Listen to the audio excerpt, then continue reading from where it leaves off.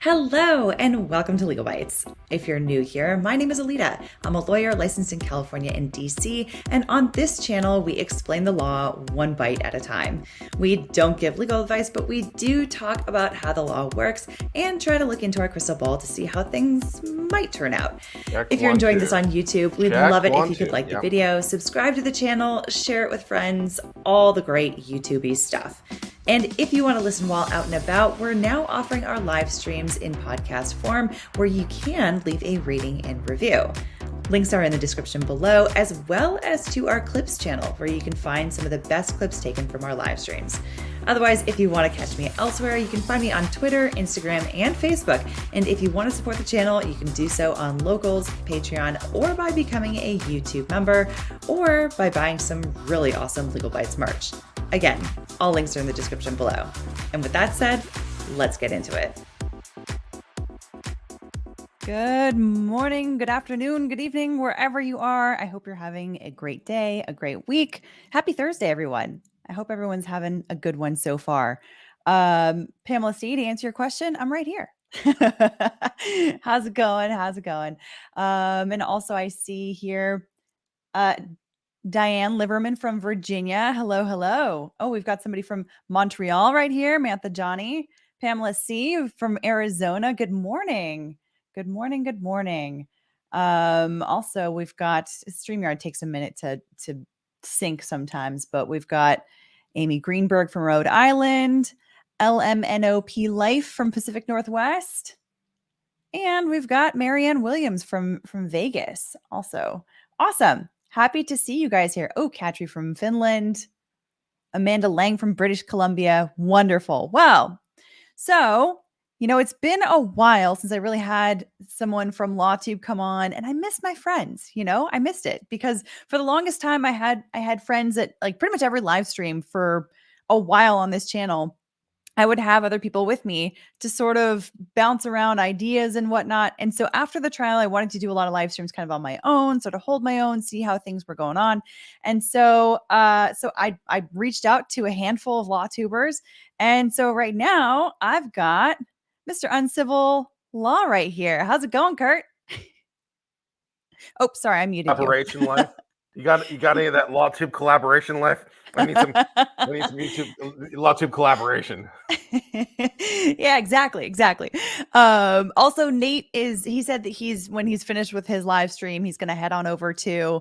So, of other folks, I'm not sure who else is going to be jumping on, but someone else might jump on too. But I figured, I was like, you know what? This is enough like topics that are more fun to sort of chat about than just to like explain, like have me sort of explain these different things. Cause I've got my thoughts, but you guys, like Kurt, you might have a different opinion. Folks in the chat might have a different opinion on some of this stuff. Yeah, I think I do, based on previous discussion of the Kobe Bryant topic. I think I have a unpopular minority view, but when has that ever been a problem for me?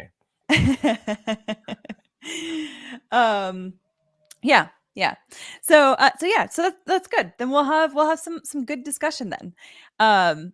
So anyway, I think first what I want to talk about is the Olivia Wilde article about her getting served divorce papers from Jason Sudeikis and their divorce, of course. So it's kind of a heated topic, right? Because a lot of people have decided that they decidedly do not like Olivia Wilde because they see her as sort of like the homewrecker in that relationship. She very quickly started a relationship with Harry Styles. Whether there was overlap is another question. I don't know. I don't know any of these people personally. I don't know their relationships, but it's interesting because of the fact that one of the things that's interesting to me is the fact that like a lot of these conversations are coming up because of the movie that she's actually promoting right now. And it's like, apparently she met Harry Styles on set. Things started to maybe happen on set, anyway, she was served the divorce papers when she was promoting it at CinemaCon. So anyway, if you guys, okay, so there's a question in the chat from Anna Costello says, who? Who are we talking about? We're talking about Olivia Wilde, the actress turned director, she was most famous for being on the OC, and then she was on House, and then she's been in other movies. Then she started to turn towards directing. So if you've seen Booksmart, she directed Booksmart. I thought that was a hilarious movie. I very much enjoyed it. I'm looking forward to her next movie too. Jason Sudeikis, of course, was on Saturday Night Live, and now he is the lead in Ted Lasso, which is also a fantastic show. I like all of their work, honestly, on both sides. But did you hear about this when she was at CinemaCon and she got served papers? No, you're bringing all kinds of new information to my attention. Okay. Great. I love it. So I found the clip of it because it was, of course, on camera when it happened. This That's rough, was, man. That's just rough. That's bad timing. it was, yeah. It may be bad timing. People are talking. I mean, the real discussion around this is, well, first, let me play the clip and then let me show the bits from the Variety article where they talked to her and this kind of came up in the midst of everything. So here is, okay. Now, hopefully you can hear this. Please don't serve me papers on camera. That's too rough. I know. That's just not fair, man. I know. So, okay. So I will say this before we get into it is that like people are one of the big sort of pieces of speculation you could say is that people are trying to figure out if this was intentional or like if Jason Oh. Sudeikis meant to embarrass her or if this was just something that it just kind of happened and then it's like embarrassing for everybody. But anyway, so here's the actual clip. Not just the material, tangible things like. Sorry, can you hear it? She's like giving like a full-on talk, man. I thought maybe this was Yeah. like a red carpet thing. No, she's No. like giving a full-on talk, like TED Talk style. She's getting served Like, while on stage, man. That's just rude. This is a convention where people had to pay quite a bit of money to get in. So it's, there's ostensibly there's security. There's my understanding is that this is a higher brow kind of convention than say Comic-Con where you've got tons of fans and stuff that are milling around. Like this is a bit more tame, you could say. But anyway, could you hear her talking in that first part of that clip? Okay. Yeah, it was All a right, little low, cool. but yeah. Okay. Oh yeah, let me turn up the volume. It's like a beautiful house and perfect weather and gorgeous cars. This is for me right now. Very mysterious. Shit, dude. I'm gonna open it now because it feels like it's time. Like, is this a script? She's been sued. Oh, okay. Got it. Thank you. Shit. Well, she handled it well. I was just gonna say that she handled that. She did say, "Oh, I've been sued" or something like that. It could have been anything in that envelope. So credit to her for being so responsive on camera. But that's just plain mean. That's wrong. Yeah. So I would definitely agree. Now the big question is, who's the one that's being mean here, right? Like, is this something that is Jason Sudeikis, or is this his lawyer, or is this a process server who has no sense of timing, or a process server who was maybe desperate? That's another possibility, right? Because I know that you've been mostly in transactional work as opposed to litigation. So I don't know if you've like known of any situations like you or like friends that have worked in litigation where someone's been under the gun to try to get somebody served and they keep eluding service or they're trying to figure out how best to serve this person and trying to follow them and as someone who has had to make repeated appearances in front of a judge to say, we've been trying, we've done this, we've done that, here are multiple attempts from our process servers and we can't serve them. And the pressure that you face and having to go to the judge and explain that so that, and say like, please don't dismiss this case yet. Please don't dismiss this case yet. We are trying our best. Please, please, please. that is something that is definitely possible, that you can basically say, okay, this is our one shot to get this person. We need to serve this person, like regardless of what's going on, like this needs to happen. So that's a possibility. Now she hasn't spoken about it. This was back in like March or April or something. It was like during the Depp trial. So I remember like it came up very quickly, and then like everyone was so focused on the Depp v. Heard trial that like I don't know. I guess like it kind of quickly sort of like washed away. Well, now she's got this Variety article where she's talking about her film that is coming out. She's on the she's been promoting it. It's called Don't Worry Darling. It's a science fiction thriller, which actually looks really good. Like I've seen the trailers for it. It stars Florence Pugh and it stars Harry Styles. Because as I mentioned before, this is like where they met on set, I guess. But I'm a big fan of Florence Pugh. I like science fiction thrillers like that. And it's sort of like this like 1960s era, like Palm Springs kind of setting that's like very, very interesting to me. But anyway, so she's got, she's promoting this whole thing, and she Meet eventually Filmora gets 11, the video editor that can do more. Oof, that is a loud I'll advertisement. stick with DaVinci Resolve, thanks. Having used It's both, free. I prefer DaVinci, I've got to say. Okay. That was also very, very loud, that advertisement. Okay. So it's talking about, I'm not going to read the whole thing. I'm only going to read the portions that sort of come up having to do with the service. So they get into the discussion about the film and, her becoming a director and all this kind of stuff. So then they say, and for better or for worse, Don't Worry Darling has generated no shortage of headlines. It's the project where Wilde met Styles, now her boyfriend. It's also linked to an incident in April at CinemaCon where Wilde was served custody papers from her former fiancé, Ted Lasso director Jason Sudeikis, as she took the stage in Las Vegas to promote the movie to exhibitors. At the time, Sudeikis said in a statement that he had no prior knowledge of the ambush and would never condone her being served in such an inappropriate manner. Since then, a judge has granted Wilde's request to dismiss Sudeikis' petition, which asked for Otis and Daisy to eventually reside with him in New York. That's their two children. It was my workplace, Wilde says, referring to the CinemaCon incident without naming Sudeikis, with whom she was in a relationship from 2011 to 2020. In any other workplace, it would have been seen as an attack. It was really upsetting. It shouldn't have been able to happen. There was a huge breach in security, which is really scary. The hurdles that you had to jump through to get into that room with several badges, plus special COVID tests that had to be taken days in advance, which gave you wristbands that were necessary to gain access to the event. This was something that required forethought. CinemaCon was supposed to be a professional milestone for Wilde, who was about to screen footage from her movie. She didn't miss a beat when she was interrupted by the mysterious envelope. She just carried on with her presentation.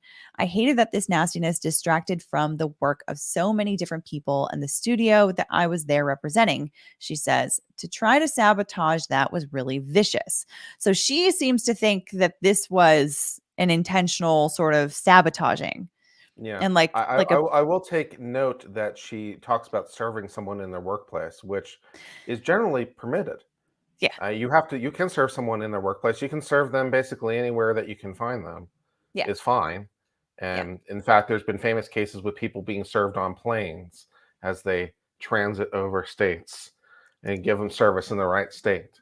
Yeah. But there's nothing illegal or improper about serving someone in the workplace. Serving someone like in the middle of a meeting or when they're on camera in a way that's embarrassing to them is not ideal. But there's nothing wrong with serving someone in a workplace from first principles.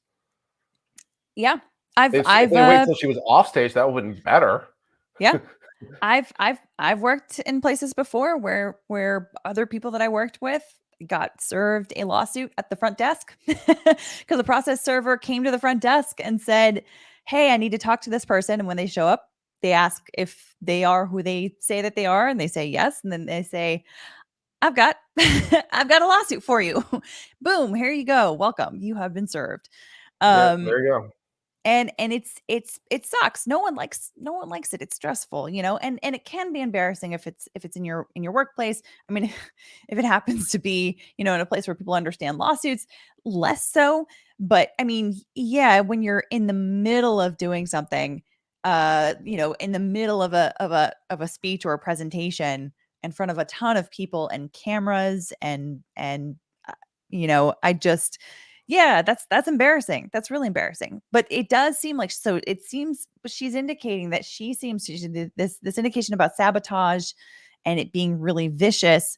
Like there was some malintent there, according to her. This is what she believes. It doesn't Well, necessarily I mean don't that blame her is for the case. characterizing it that way because I don't that blame her can be either. very much that's a reasonable way of characterizing it.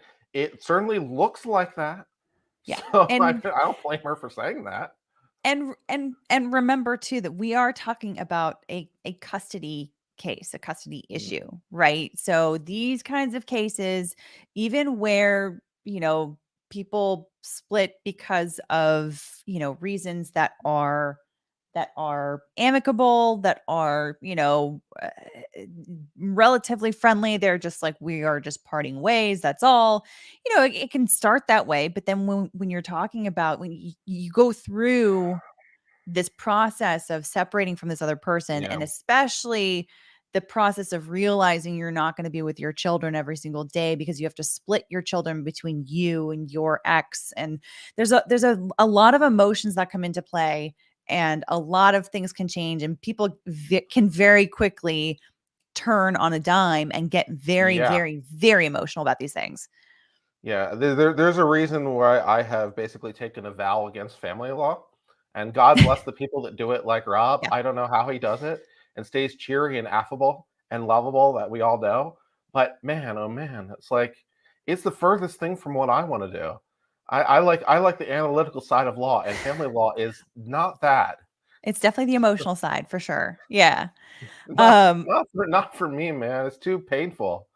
Yeah, it really does take Can't we just someone go on that the is, finer points of whether some statute includes this terminology or that's something just more dry and analytical? That's more fun for me.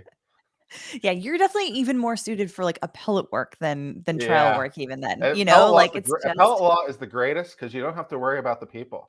yeah. It's like one of these days I'm just going to open up Kurt Mueller, appellate attorney at law. And the wonderful thing is, like, if you're the client, I don't ever have to meet you ever. Just like send me a check and a copy of the court record and leave me alone. And it's great. I don't have people. I don't need Yeah. them. It's fine. Yeah. Yeah, but that's why, like, you can tell, like, when people last a while in family law, generally speaking, they have a particular temperament. Like Rob, for example, he's got a particular like sense of empathy that you can tell that just comes through with someone like him, that like you kind of just need in order to survive in that environment, I think. But I feel like it can also overwhelm you if you're too empathetic, or at least you don't have certain like emotional barrier protections that you allow yourself to Yeah. have, because it's like, even just with other areas of litigation, for me, I found that I had a hard time sometimes, like, having an emotional wall, because I would just, like clients would just dump all of their anxieties on you, all of their like childhood traumas, if it's like wills and trusts, and like they're burying mom or dad, or you know what I mean? Like there's a lot of Yeah. emotion in litigation that That's one. That's you one of can the end up nicer aspects carrying. about patent law. It might be the least emotional subject known to man.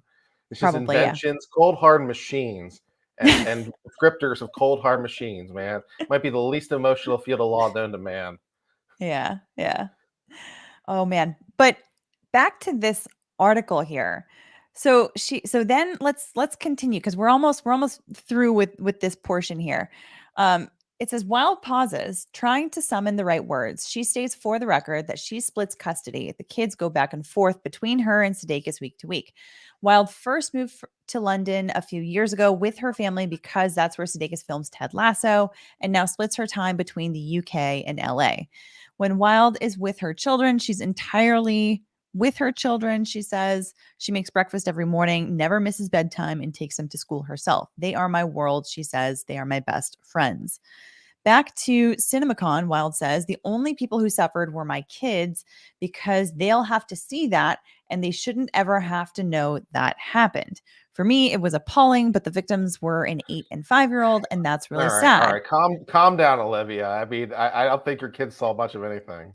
Let me finish here. I chose to become an actress. I willingly walked into the spotlight, but it's not something my children have asked for. And when my kids are dragged into it, it's deeply painful. The only problem with this, and then it goes back to talking about, her career and whatnot.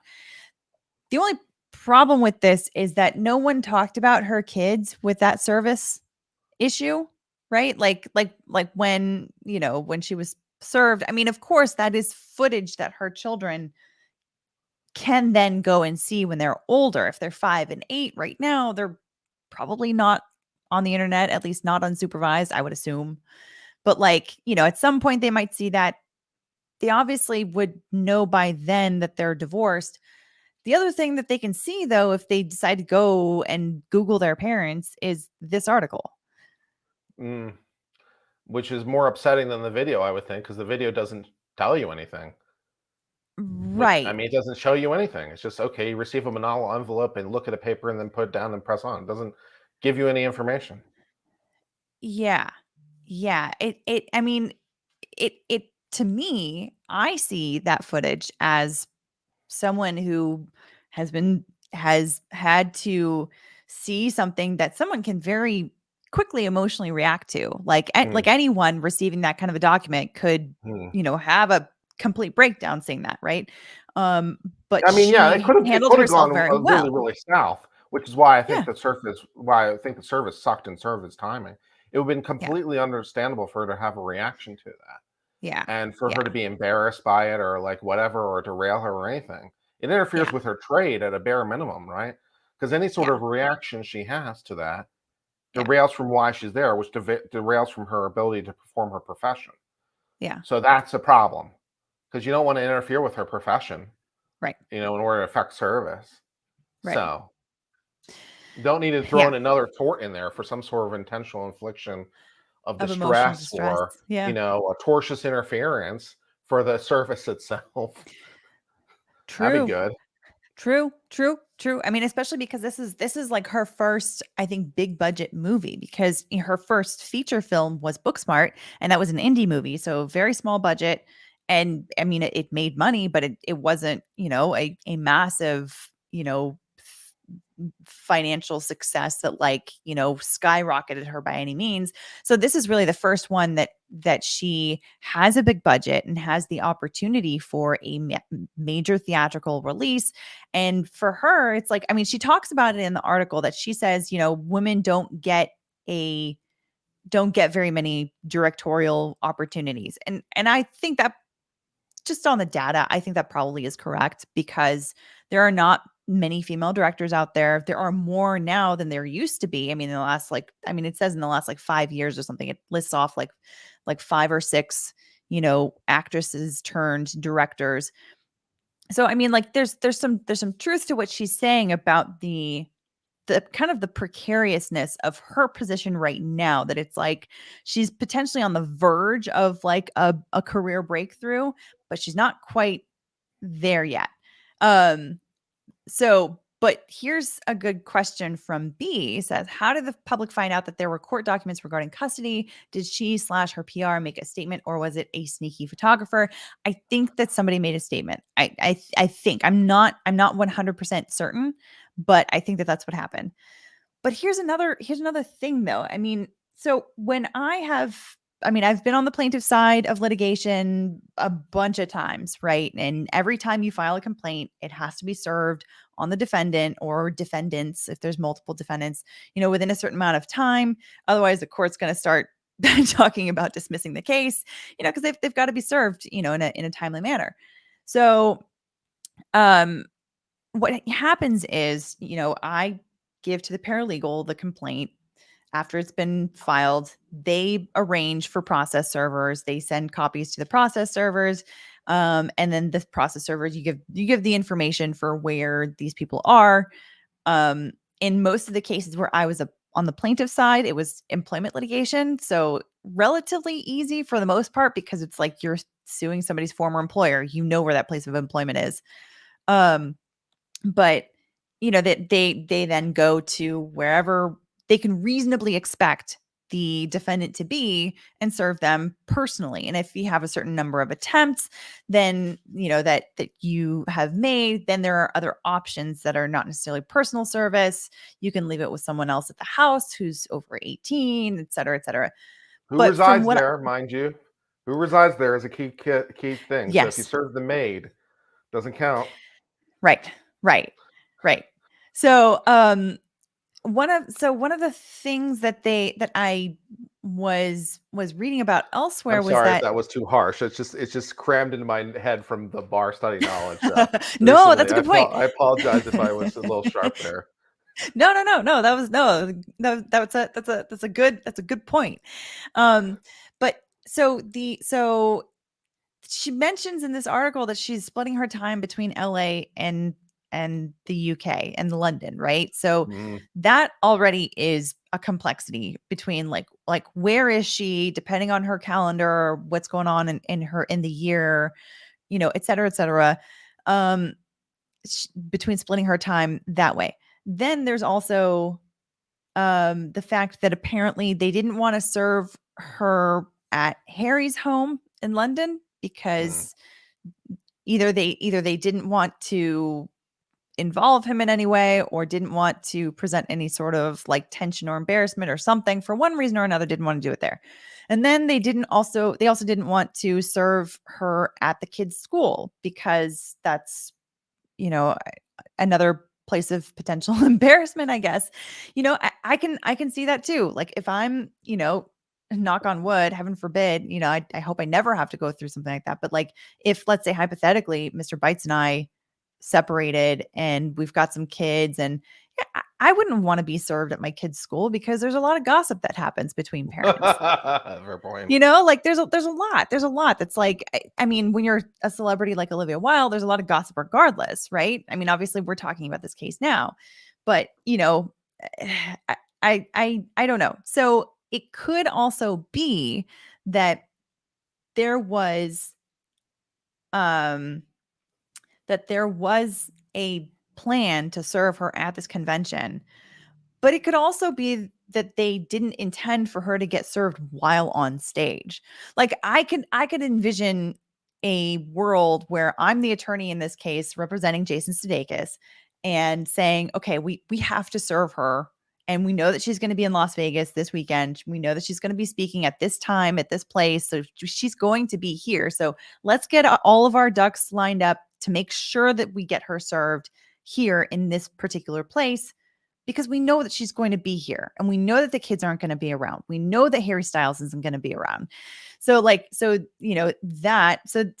if you know all of that, then you can say, okay, let's get somebody who is vaccinated so they can get in. Let's get somebody who has been tested, within 48 hours before going. Let's get somebody that we can pay for their entrance fee to get into this all access, thing, so that they can walk up and hand her something. Like you can do that. Like those, like, this is, I heard that like it's like $1,000 or something for like the all access pass to get into this convention, which is a lot of money.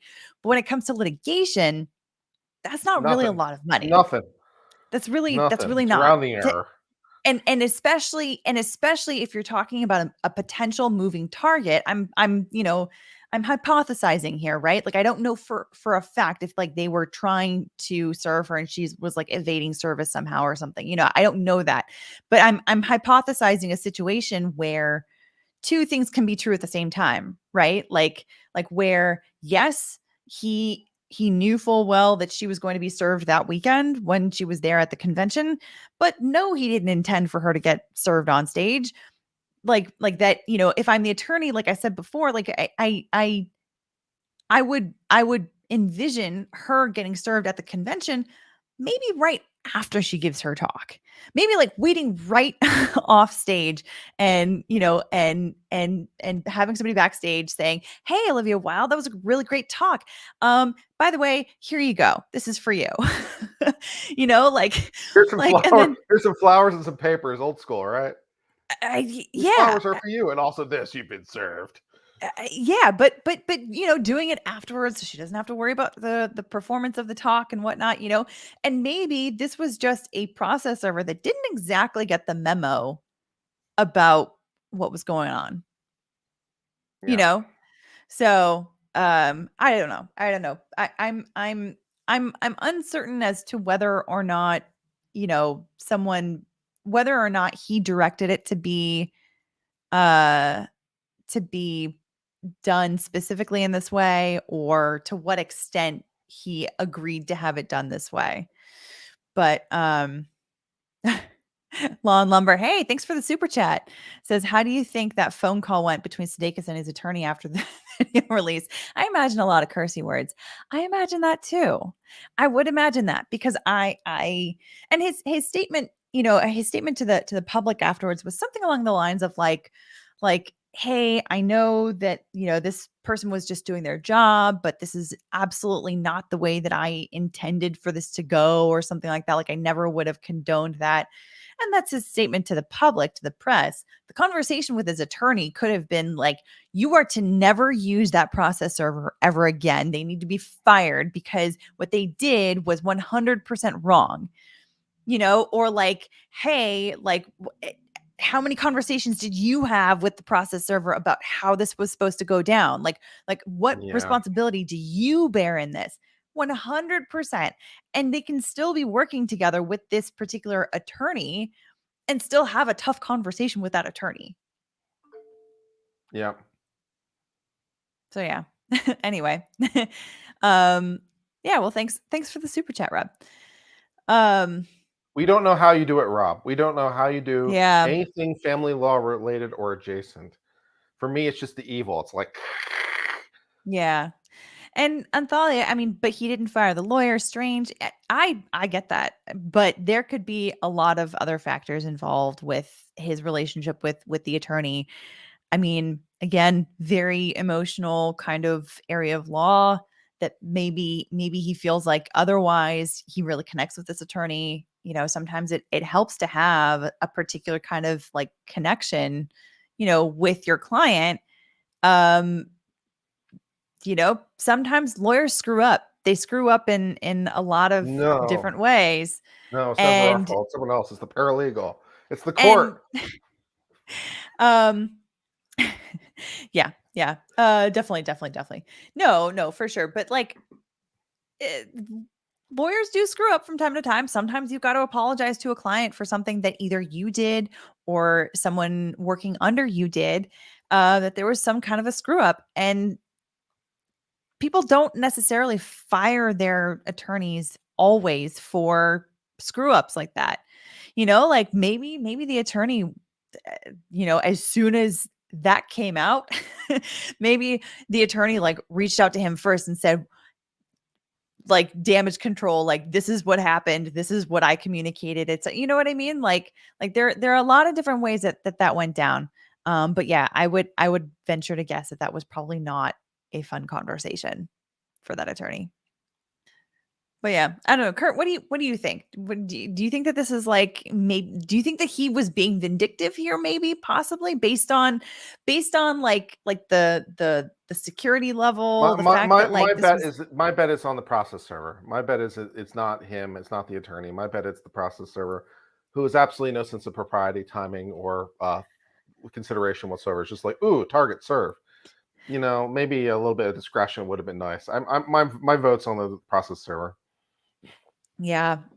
I think it's I'm willing to believe that it's the process server, but I'm also willing to believe that there could be enough emotions involved in this case that someone, I don't know, It's not maybe unreasonable. This is the problem with family law, man. Too emotional. Too many emotions. Because it's like, what will people fight? What will people fight harder over and dirtier over and even more illegal over than their yeah. kids? It's like, Yeah. what are people willing to do, Yeah. in terms of just out and out fraud and lies and anything when it comes to being able to see their own kids? The motivation for bad behavior is about as paramount as it gets.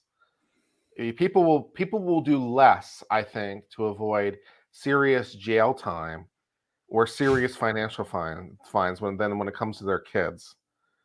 So, which is perfectly understandable, but Yeah. yeah, this is one of the reasons that it's not ideally the choice for me, because it's like I wouldn't know. I don't know. I wouldn't know who's lying. I wouldn't even know if my own client's lying.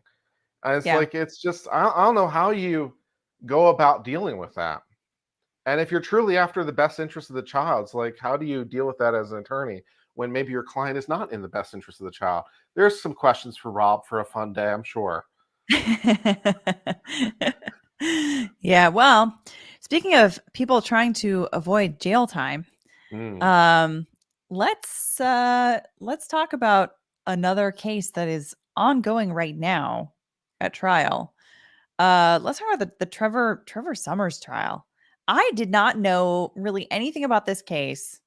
I didn't know. Oh, actually, let me answer a question really quick first. Someone wants to know, how does someone become a process server? I actually don't know the specific I, process. all you have to do is be over 18. There's no special Yeah. qualifications or licenses for it. So all you have to do is be over 18, and you can work for a law firm, you work for a PI, work for someone like that. But Or just throw up your hand and be like, I want to be a process server. I want to go and serve people potentially at their homes. And not to put too fine a point on it, but there are a lot of process servers who carry firearms and not completely invalidly. There can be, when you're giving people, like you have been sued, shooting the messenger is in the table. So it's not yeah, necessarily the safest job or a most yeah, fun job. 100%. Yeah, I wouldn't want to be a process server. Um, and well, and I will say that, I mean, from my experience, we've always been working with process servers that have, like, there's a specific company that's what they do, is yeah. they Process server do. Inc. Yeah, basically, yeah. So and that's one of the reasons why Hire I someone can off Craigslist. I'm envision. sure it'll go great. No, not quite like that. But that's why I can envision a situation where the attorney doesn't necessarily have so much control over exactly how someone gets served, right? Other than, like, the general points of, like, yes, this person will be at this place at this time. Yes, we'll pay for your entrance fee and all this other stuff so you can get in there creatively and just get it done so that we can move on from this stage. Like, I because my experience has been, like, as a litigator, not actually managing the finer details of that service, other than when we get, an affidavit back from them, or saying, or an invoice or something from them saying, on this date, at this time, at this place, I was here, I tried, they weren't here. I tried again the next day and the next day. And sorry, like, then you start to get more and more involved maybe. But yeah, I can also see a situation where they were not that involved in exactly how she was served. I can see that. So yeah. Oh, Anthalia says, question, were there anyone else, a public figure, served on stage before? Not to my I'm sure. knowledge. I'm sure it's happened somewhere. Anything that's possible has happened somewhere sometime, right? Yeah. Yeah. I could see it. I could see it happening, but yeah. Yeah. Let's move Alrighty. on. Yes. Let's move on. Now we're going to talk about this guy right here. Have you Okay. been following the Trevor Summers case at all? I have not. Okay. So this one, I haven't been following it either, and I kind of regret it now, because uh, this is a very interesting case. This is being live streamed right now by Law and Crime. So I'm trying to, of course, be careful about clips that I show of it, because they're copyright friendly, or copyright trigger happy, I guess you could say. Um, but apparently, so this guy is on trial right now for kidnapping, sexually assaulting, and attempting to murder his ex-wife. Okay. this is a criminal case. It's down in Florida right now. And yesterday, so since I guess 2017, I was reading, he has fired multiple attorneys. He started off pro se, so started off representing himself. Then he got a public defender. Then he had court appointed attorneys. He fired just a whole lineup of them, something like 5 of them. And then on Monday, this case went to trial. Just at like the last second before they got started, he decided, all right, I'm actually going to have this court appointed lawyer represent me on this particular case. I'm not going to do this by myself, which That's is usually a good generally plan. speaking. Usually a good Yes. plan. Yep. That's exactly what I was just going to say. So, I would, Oh, this is the guy. Yeah, I was, because I saw this is the guy that then fired the attorney so that he could cross-examine the woman, right? bingo. Yeah, This is so because I saw exactly. this yesterday, because someone was asking, like, oh, how could a judge allow this guy to ask the questions? I'm like, confrontation clause, but I'm like, yeah. So Because there's rules. yeah. Yeah. And this is one of those situations that is very tricky because, we are talking about SA. We are talking about, an alleged victim, alleged survivor who has to get up and testify. And we, through the Depp v. Heard case, especially, I've had so many people writing to me in DMs, in emails, saying, this has been such either a triggering trial, or it's been very helpful to me because of the fact of like Johnny Depp having to testify in the face of his abuser. And so many people just talking about how terrified they were to either testify or even just the prospect of testifying against their abusers.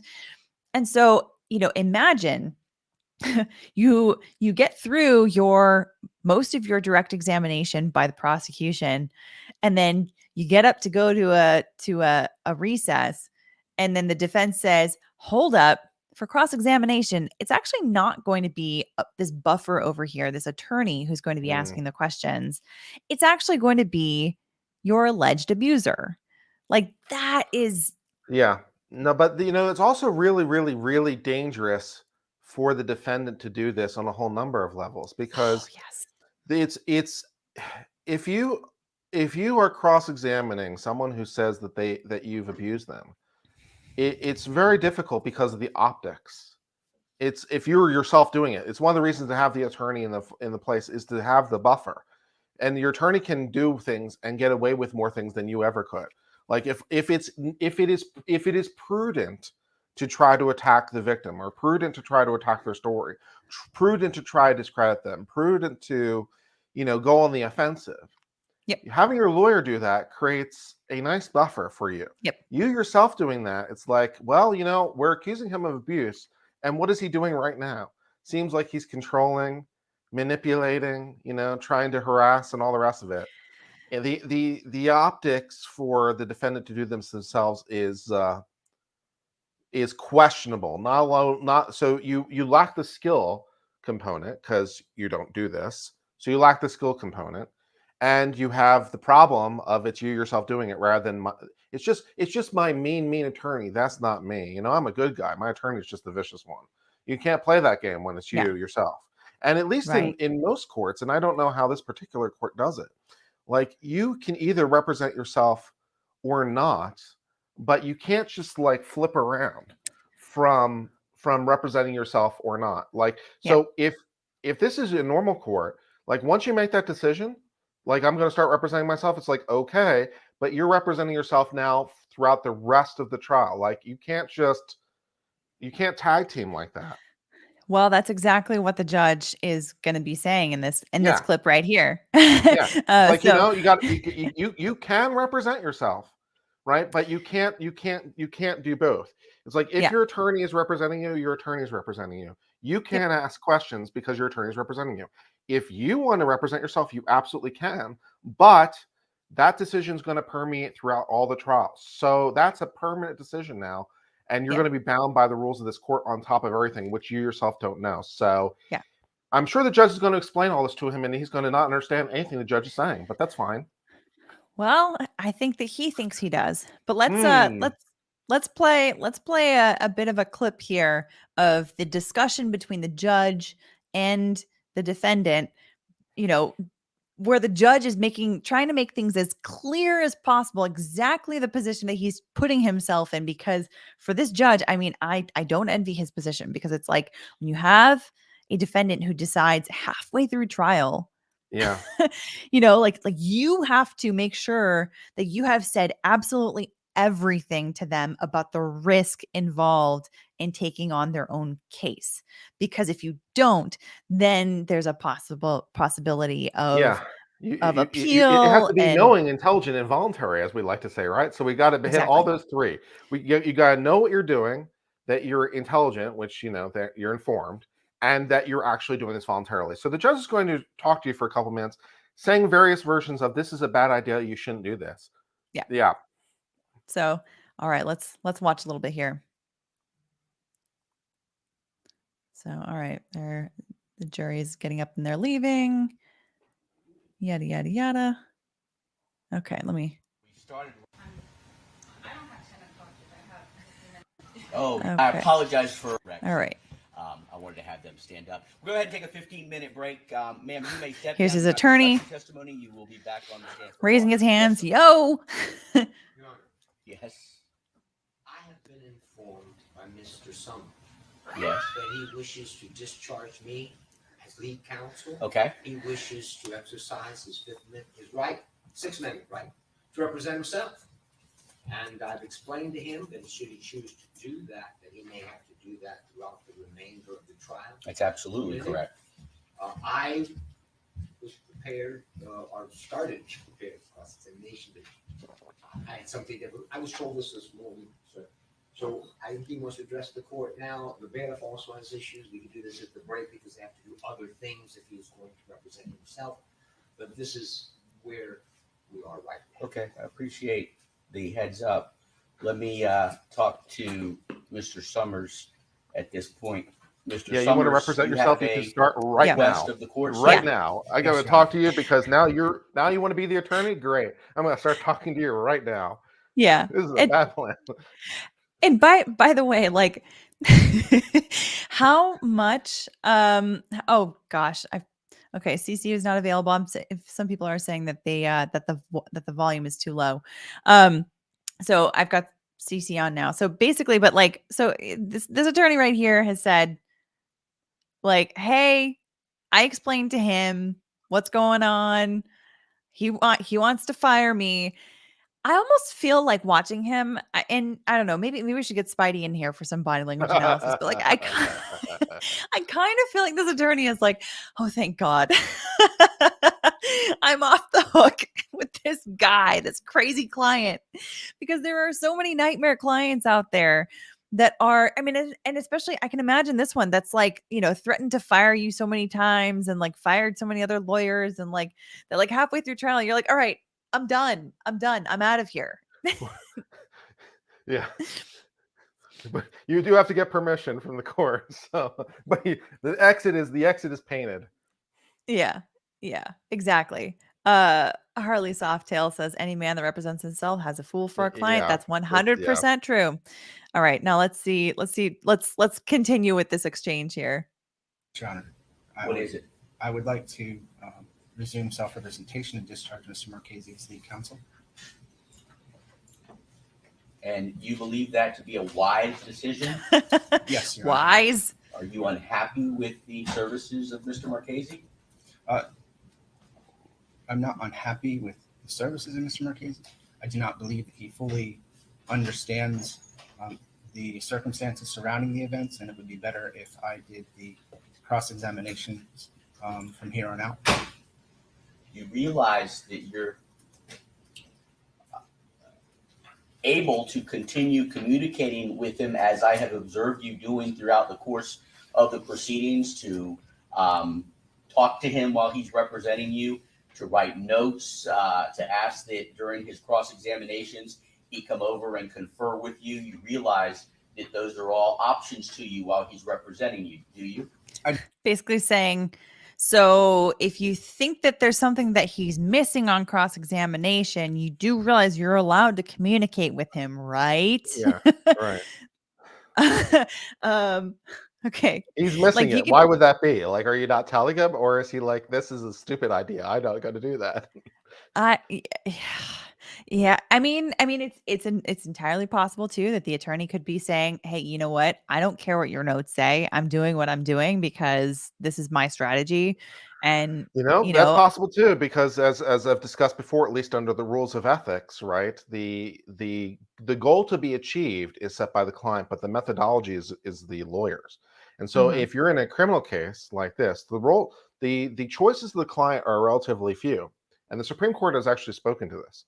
The choices of the client are to plead guilty or not guilty, the choice whether or not to appeal, the choice whether or not to testify on their own behalf or not, whether or not they're represented or not. They can force themselves. They can force their attorney to call them because they have the choice to testify. They also have the decision whether or not to waive a jury trial, and that's about it. Those are basically the decisions you get to make. Everything else is up to the attorney, and different attorneys have different styles on this. But yeah, strictly speaking, under rules of ethics, like an attorney has to pursue all possible lines of inquiry, but they don't necessarily, at least like hypothetically, they have to like look at all the options. But then once they do that, the attorney gets the decision of what they want to do. So if they've done their due diligence and pursued all the possible lines of inquiry, and they've said to themselves, for what, for valid strategic reasons, I'm not going to call that witness, even if their lawyer says, I apologize, even if their client says, I want you to call that witness, the lawyer can say, no, I'm not going to do that. That's yeah, not one of the decisions you get to make. I have looked at this possible line of inquiry. I've considered this possibility. I am not calling that witness. I am not asking that question. So a lawyer can ethically say no. And of course, mhm, different lawyers have different styles with their clients. Some are more accommodating, some are more controlling. yeah, Attorneys are all over the map, just like their clients are. So yep, this is just in terms of what's possible. So it yeah, is completely possible, and seems quite likely, given this dialogue, that they've had some sort of discussion, and he wants the attorney to ask certain questions, and the attorney, having considered these options in the due course of his professional consideration, has said, no, I'm not going to do those things, and you can't make me do those things, because that's not one of the choices you get to make. So then it's like, well, find a different lawyer or represent yourself, and he's going with that option. It's like, okay, there's a reason that I'm making those decisions, but you do you. It's your life on the line. Good luck. yeah, yeah, yeah.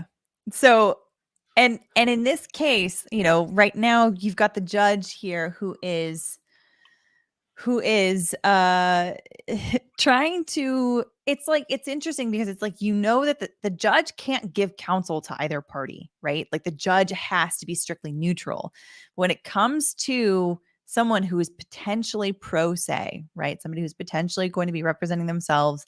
And I've seen this in other cases too, where whether it was a case where the opposing party was pro se, or where I was at a hearing and just listening in on other cases in the docket for that day, where the judge is just talking with a pro se litigant, and different judges have different patience levels for it.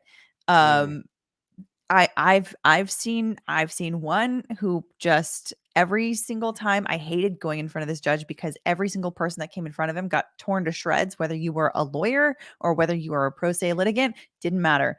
But I've seen others that are incredibly patient, and just they explain to them a bit of the process, and then they kind of toe right up to the line to say, I can't give you advice on this.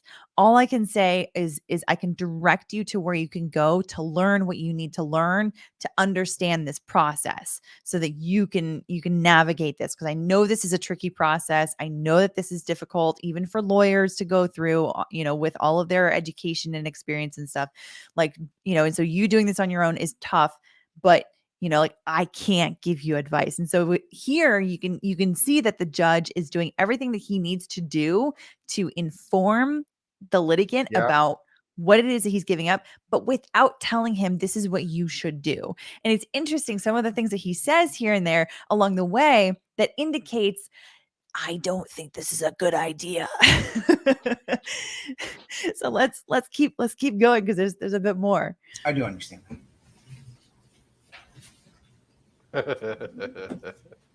Look at the judge. Poor guy. Yeah. Kamarcubam Oh, 매월 no. 백화다 IT Akademia Hang on. Seksual Web Development. That's different. Yep.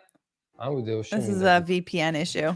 Stated your reason that you believe that you are more familiar with the facts in order to conduct the cross-examinations. Is that correct? Yes, and as Mr. Marchese stated earlier in the week, that he truly isn't prepared to do this.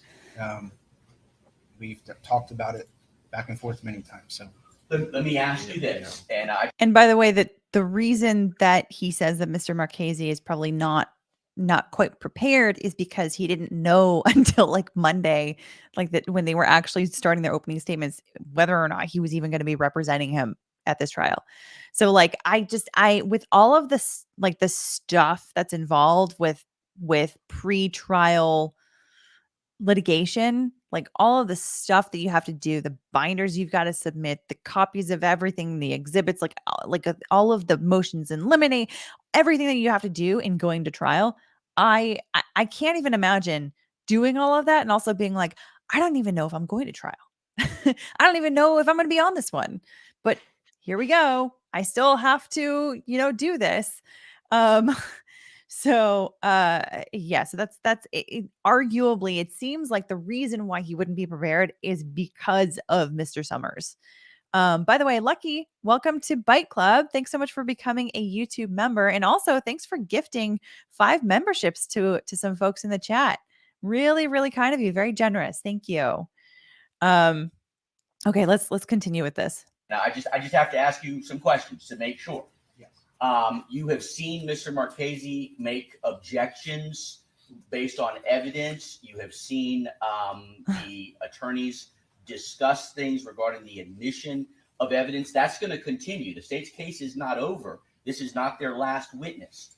You feel comfortable being able to address there is additional items of evidence that they intend to introduce. Do you feel comfortable and prepared to be able to address those evidentiary issues as they continue to arise during the course of your trial? I do, Your Honor. I've requested noticed the same discovery or evidence on my defense as well. So you don't anticipate any objection to the remainder of the items? No, Your Honor. I accepted all of the items and requested they be on the defense evidence list too. Okay, great. Good. So, number one, All that the evidence, judge is that's fine. like, Just put it on my evidence too. That's fine. That's great. Okay. the judge is like, do you know the rules of evidence? Do you know when you're supposed to object to things? Do you understand that? And because I'm basically doing the exact opposite of objection at this point. I'm asking to be read in as mine. That's a whole new world of not objection. This is great. I want to be my evidence too. So yeah, and I don't know, like I said, I haven't been following the ins and outs of this case, so I don't know what exactly the pieces of evidence that they are talking about that still have yet to be admitted, if there are any potential objections that he might have to that. But like, he basically just waived all objections to those in case something comes up. Like I don't know. Like, well, now that like, he's this is- representing yourself, now that he's representing himself, Your Honor, I'd like to revisit some of those exclusionary rulings that you came up with earlier. See if he has any problems with those.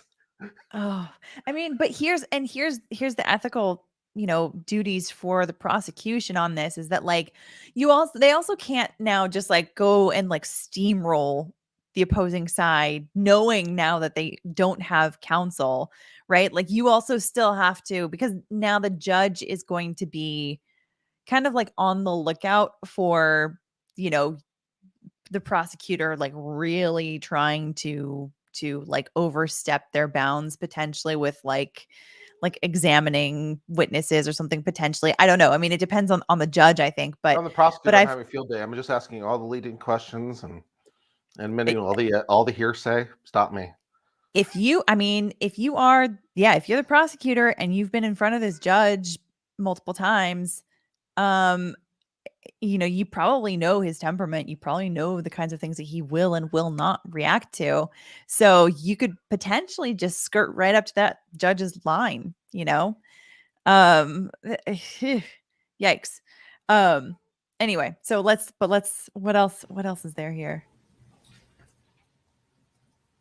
do you understand specifically that I have permitted you? You came into this courtroom pro se. We had several discussions. I ruled on motions while you were representing yourself. You then made a decision that I found to be a wise decision to have a trained attorney represent you. And I allowed you to have representation. To now go back, at some point, there is a line that has to be drawn, and that the courts allow, the appellate courts allow the trial court to draw. It's not a ping pong back and forth. Right. So you were originally represented in your case by a variety of attorneys, one of which you hired, or two of which were private attorneys you hired on your own. Then, for whatever reasons, unknown to me, they withdrew, and then you were represented by the public defender's office, who ultimately I can think of some withdrew. reasons right now. And then you had appointed counsel, and I believe Yeah. Mr. Marchese was the first appointed counsel. But you were represented, then you became unrepresented with under Judge Fuson. I have the date down, April 13th, I think is what I remember, approximately. April 13th, unrepresented. Then in the beginning of this trial, which Our technology will be the first Oh, truly geez. revolutionary technology in diagnostics. in the Gotta last get an 50 ad blocker. You years. block me. I or know. was August 22nd, you became These are represented awful. They're killing me. again. Now on August 24th, if Yeah. I were to allow it, you would become unrepresented again. So you see what I'm presenting there, of back and forth, represented, unrepresented, represented, now unrepresented. So that's a total of 4. And if I tell you that I am not, if I allow it, that I will not allow you to go back, do you understand that? Yes, Your Honor, I agree with that. Yeah, that's Do you perfectly also proper. understand that Yep. if I do not intend to allow you to go back to representation, there is absolutely no need or reason for standby counsel, and that you are not entitled to standby counsel. So we will not get into a discussion about 2 feet, 4 feet, 6 feet.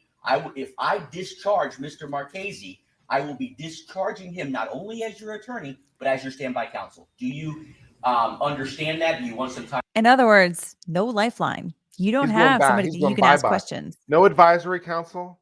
I mean, it would be typical and probably more common to have him be as an advisory counsel, but it's like, Yeah. well, if this judge doesn't want to do that, and I don't think it's required, and I'm sure he knows Yeah. the laws of Florida very well. So he's like, well, I'm not going to do that. I'm just going to dismiss him full out, because basically the judge is indicating at this point, I am tired of you and your annex. So I am not letting him stand by. I'm going to make him go away, and you're on your own from here on out. Okay. Yeah. Yeah. Do you understand that? He says yes. He does not understand.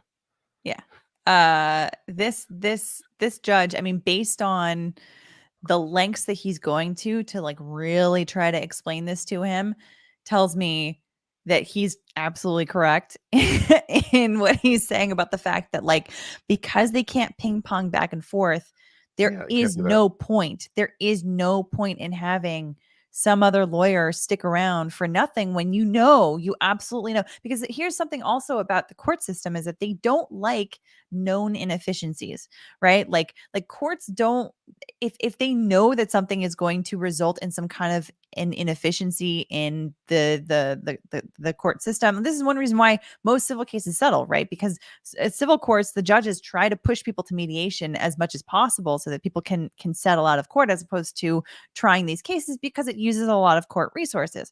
So if they know that this attorney it'll be completely inefficient to have them hang around, because they know that they're not going to be involved, like, what's the point in having them stick around, right? Like, this is a court appointed lawyer. Someone is paying for him to hang around and do nothing then.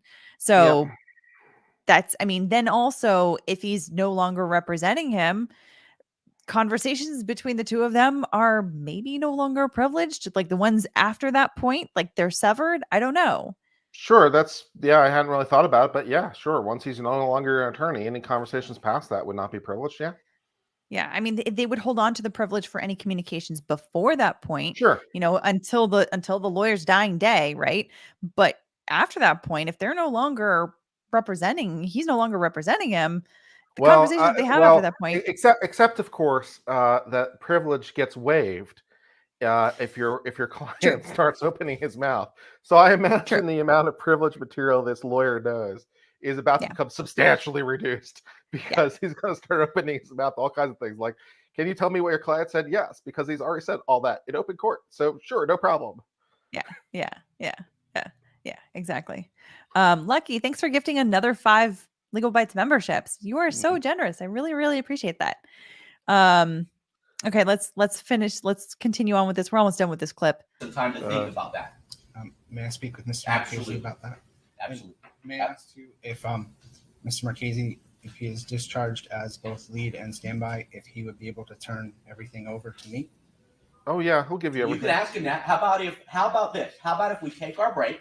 I'll allow you to continue talking to him. I haven't made a decision whether I'm going to allow you to discharge him, but I am telling you that if I do allow you to discharge him, that I believe that we are at the point where I will not allow you to go back a 5th or 6th time, whatever we're at. So what I want you to be aware of is the absolute totality of the consequences. And if there's no opportunity for you to go back, there's no need for standby counsel. And I'm telling you, I'll discharge him as standby counsel. So there'll be no talking to him whatsoever. Yep.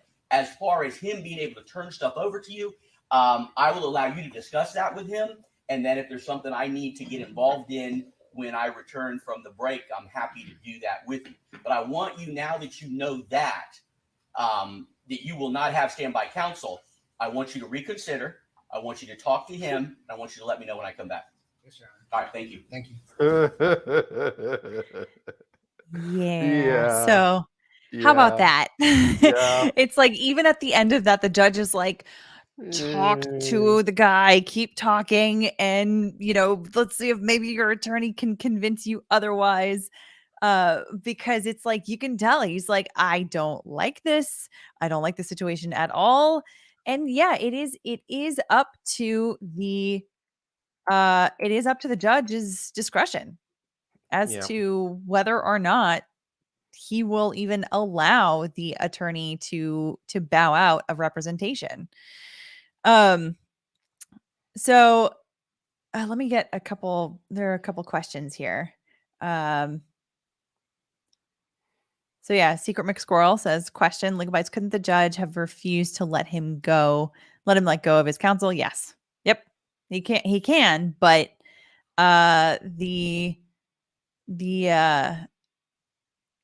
it's discretionary. I mean, if it looks like the attorney, or if it looks like the client is maybe going to be having some issues with the verdict because they have made multiple requests about that, and they've they've really stated that they feel very strongly about it, that they are very clear-headed, that they know exactly what they're doing, what they're saying, they're not on drugs or alcohol, they're fully conscious, and that they're making this decision knowing exactly the consequences here. That's also potentially, if they deny it, that's also potentially a situation where there could be an appeal. Yep. So Kelly Clancy says, question, what can the prosecution do if he pushes too hard? Prosecution can object to anything. So I mean, they can there are a whole bunch of questions he can't ask because of various sexual assault shield laws. And so those questions are improper. He can still object to anything that is improper. He can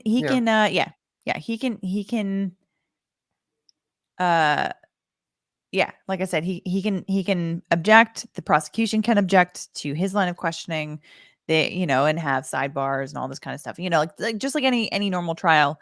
The one thing is that, depending on the temperament of the judge and the judge's attitude towards pro se litigants, the prosecution might have to be it depends. Might have to be a bit careful about how they go. I mean, and especially because it's a televised trial too. Like, I'm sure they're fully aware that people are going to be watching, and there could be commentators on it, and like Law and Crime is watching, like it's like I would, if I were them, I wouldn't take that as a full license to be like, all right, I'm just going to steamroll all of these different witnesses and do exactly what I would love to do if I don't have an attorney on the other side who knows their objections.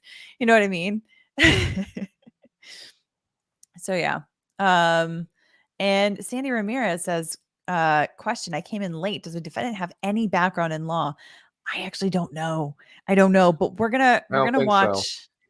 I have another clip that is Oh, the joy. old. So this is not long after, later in the day, yesterday, where he's cross-examining his ex-wife. So we can see how Are we playing spot the questions we shouldn't have asked? we can do that. We can do that for sure. So I will say before I play the clip, trigger warning, of course. This is the woman who says that he raped her, that he sexually assaulted her. And so that is a obviously there's a lot of people that have been through domestic violence situations and things like that. So I want to make sure that people are fully aware before I play this clip, because she says, like, dude, you raped me. She says this on the stand. This is somebody who is having to face her alleged abuser. And he's directly asking questions of her. So I can understand how that could be pretty triggering to a number of people. So I want to make sure that I do my part to give that bit of that disclaimer there. Okay. Let me get this queued up here. Just gonna zoom in a little bit more again. Okay. And Law and Lumber. By the way, Rob, if you want, I sent you the StreamYard link if you are available and want to come and chat about this case. But on a scale of 1 to 1 billion, how terrible of an idea is this? This one goes to 11. 11 billion. It's a pretty bad idea, because you can't get away with as much as the attorney can. It's hard to imagine playing this as the pro se anything other than in a very sort of soft way. You don't really have the option to go hard, because if you go hard, which might be called for, but if you do that, if you're the guy, man, you just seem like a vindictive, controlling jackass. The jury's gonna hate you. The lawyer is your buffer. The lawyer can do things because they're your buffer. They can be aggressive if the situation calls for it. I don't know. Please don't misunderstand me. I'm not saying the lawyer should be, because when you're with a victim, you have to look at that a whole different bunch of ways, and you may not want to be aggressive for a whole bunch of very prudential reasons. But if the situation calls for it, you have more flexibility. And this guy, I'm sure, is going to show us why those questions coming from his mouth might be different than coming from the lawyer's mouth. So Exactly. Yeah. I couldn't agree more on that. I mean, the fact that, well, and we've talked about this before too, where there's a certain sensitivity to some witnesses, right? Sure. Because like in the Kim Potter trial, remember, the mother of the young man who died in that case, the cross-examination of the mother was Brilliant cross.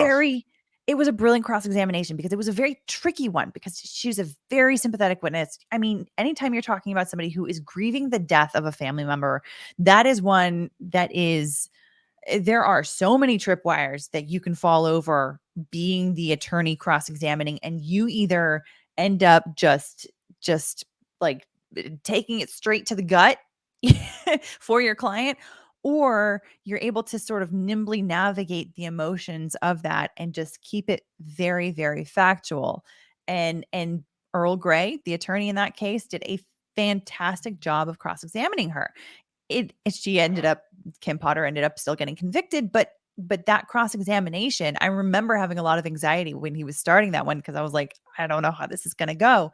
Same thing in the Kyle Rittenhouse trial with the cross-examination of the, actually, I don't think they did cross-examine the aunt of one of the guys No, they that should have. Rittenhouse shot. They should No, have. no. The door was opening. Yeah. No, that was the, I remember agreeing that was a good idea not to cross-examine her, because of the fact that, like, the testimony that she gave wasn't like particularly, like, important. I mean, it was favorable for the defense because of the emotional aspect of it and the relationship and whatnot between her and her nephew, I guess. But, like, there were only points to lose on cross-examining someone like that, because Okay. it wasn't important enough to do it, and because of the fact that you can just end up looking like an a-hole, where, I was like, thinking that of sort of, not that. I was thinking of like Huber's aunt or whatever it was, or yeah. that Oh, testified. Anthony That guy. Huber. That was the aunt that I was thinking of. Okay. Yeah. But anyway, but yeah, so, like, it's hard enough being that buffer, being that attorney in that position and navigating that, but then also having the emotional connection to the case of being the actual litigant or the party, and then cross-examining the other side directly. So many ways that this can go wrong. But let's watch. I mean, we're not going to watch the full cross-examination, because I think I believe it's multiple hours long. This is just a portion of it, but it's probably the most intense portion. So again, if anybody has just come in since my disclaimer, trigger warning, we're talking about sexual assault, and literally the alleged victim being cross-examined by the alleged abuser directly. So, okay.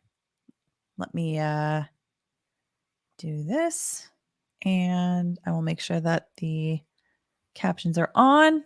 All right.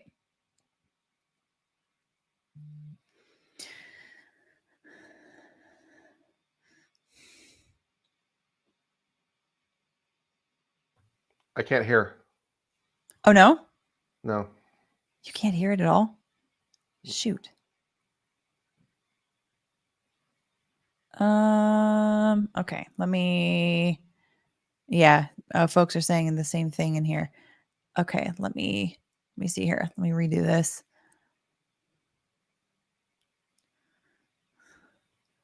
Okay.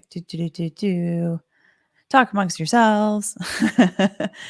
Okay. The joys of the technical issues, especially with Yeah. StreamYard. Believe Can you hear it now? There we go. Okay, good. Approximately. Okay, so let's start it from the beginning. Okay. Answer now? Yes. Okay.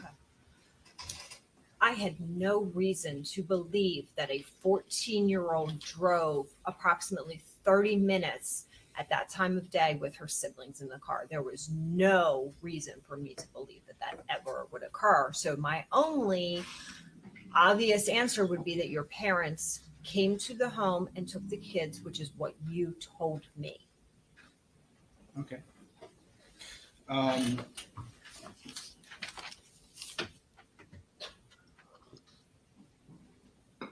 Let's move on to next event in the timeline. You said that were several videos made on your phone. Yes. Do you recall if those videos were deleted? Yes. Were they saved by your iCloud account? Yes. Okay. And do you recall where you were sitting at the time I made the video? I was hog-tied on my bed. Did you say anything while those videos were being recorded?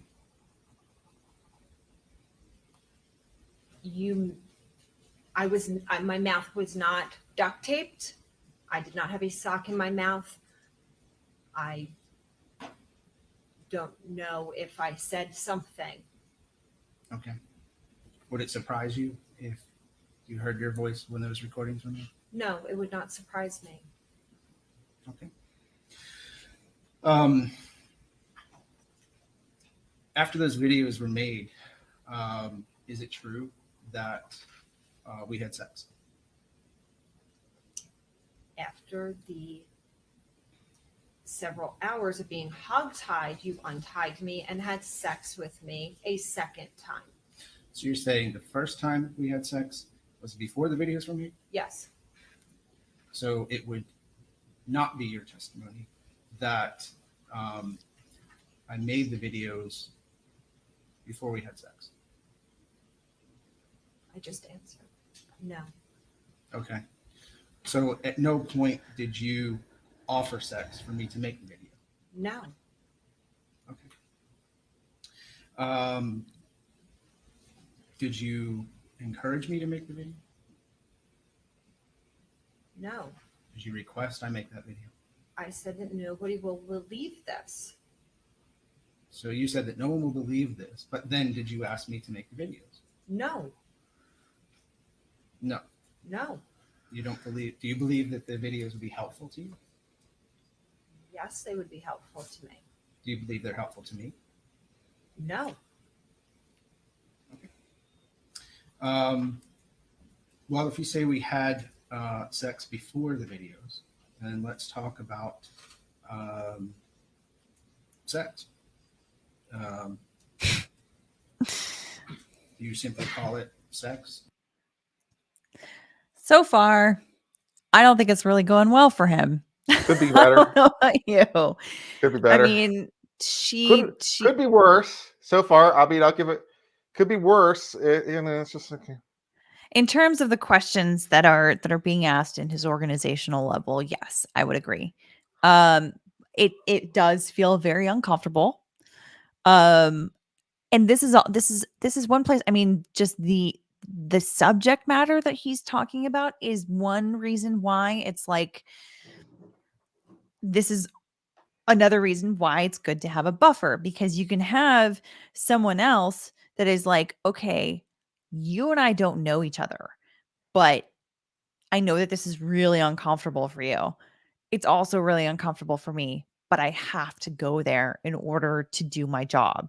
Like, that's something that an attorney can say, and you can believe that, right? Like, everyone can accept that to a certain extent, right? At least, to a reasonable degree, you can say like, all right, I get it. This is this person's job. They have to ask certain questions.